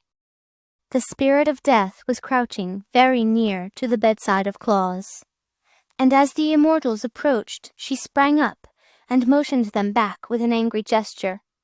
But when her eyes fell upon the mantle they bore, she shrank away with a low moan of disappointment, and quitted that house forever. Softly and silently, the immortal band dropped upon Claus the precious mantle, and it closed about him and sank into the outlines of his body, and disappearing from view. It became a part of his being, and neither mortal nor immortal might ever take it from him. Then the kings and queens who had wrought this deed dispersed to their various homes, and all were well contented that they had added another immortal to their band. And Claus slept on, the red blood of everlasting life coursing swiftly through his veins, and on his brow was a tiny drop of water that had fallen from the ever-melting gown of the Queen of the Water Sprites. And over his lips hovered a tender kiss that had been left by the sweet nymph Necile, for she had stolen in, when the others were gone, to gaze with rapture upon the immortal form of her foster son. Chapter 2. When the World Grew Old. The next morning, when Santa Claus opened his eyes and gazed around the familiar room, which he had feared he might never see again, he was astonished to find his old strength renewed, and to feel the red blood of perfect health coursing through his veins.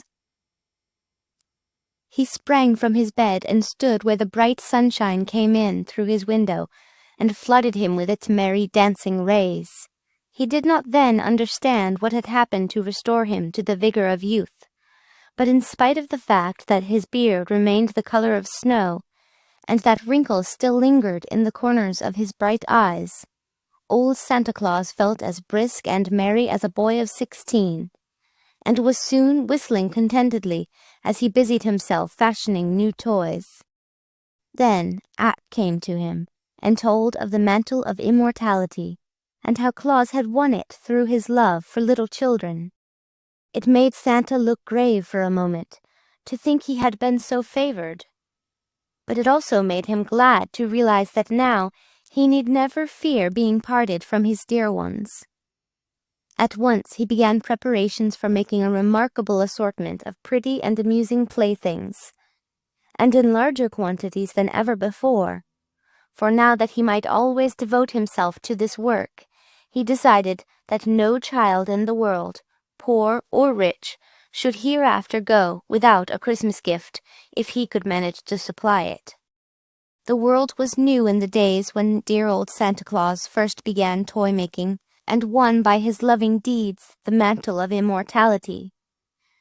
And the task of supplying cheering words, sympathy, and pretty playthings to all the young of his race did not seem a difficult undertaking at all.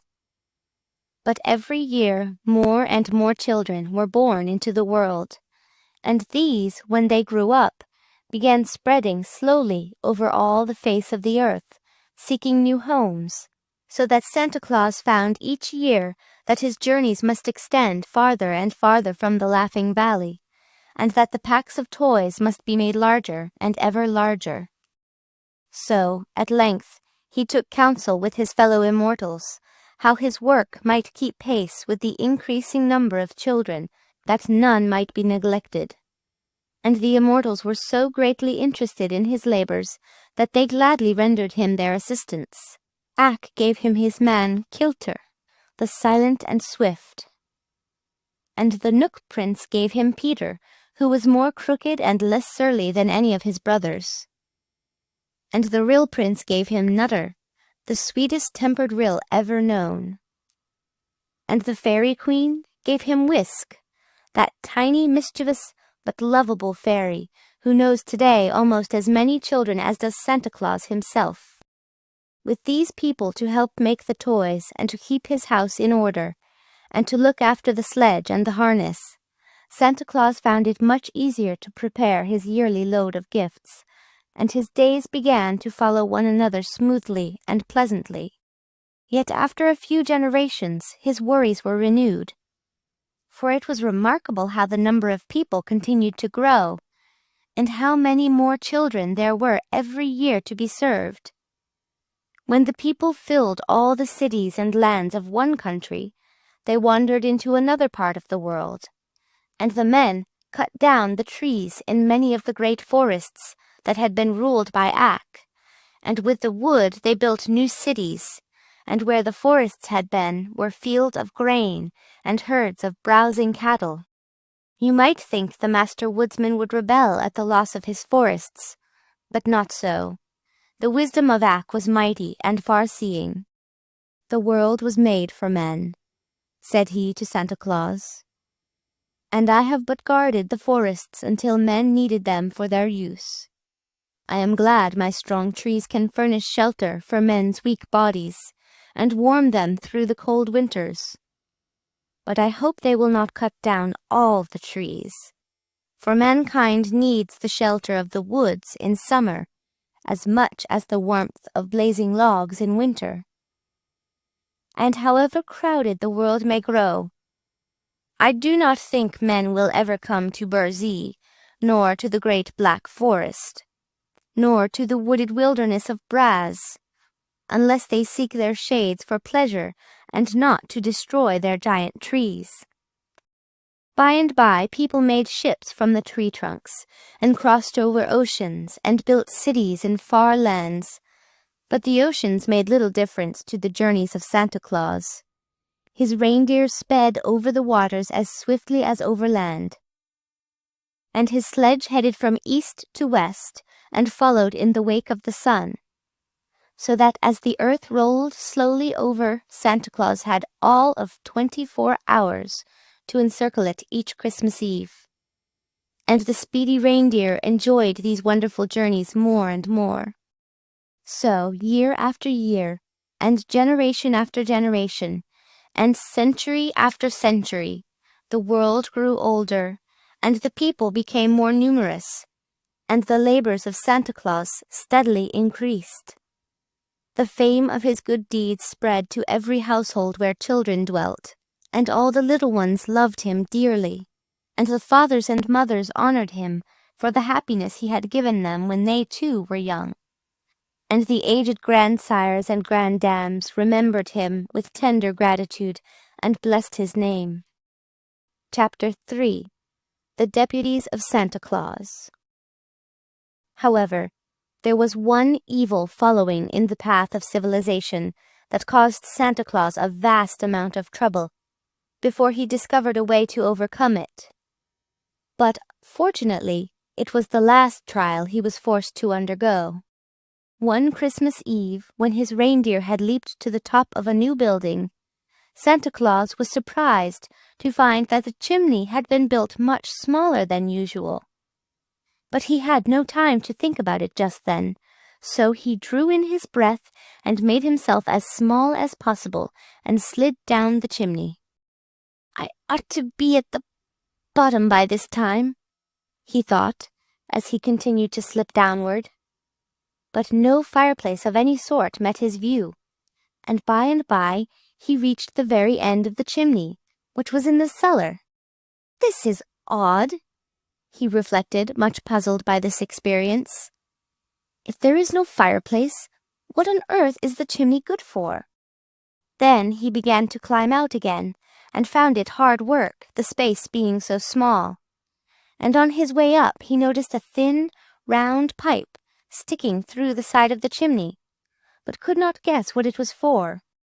Finally, he reached the roof and said to the reindeer, "There was no need of my going down that chimney, for I could find no fireplace through which to enter the house. I fear the children who live there must go without playthings this Christmas." Then he drove on, but soon came to another new house with a small chimney. This caused Santa Claus to shake his head doubtfully, but he tried the chimney nevertheless and found it exactly like the other. Moreover, he nearly stuck fast in the narrow flue and tore his jacket trying to get out again.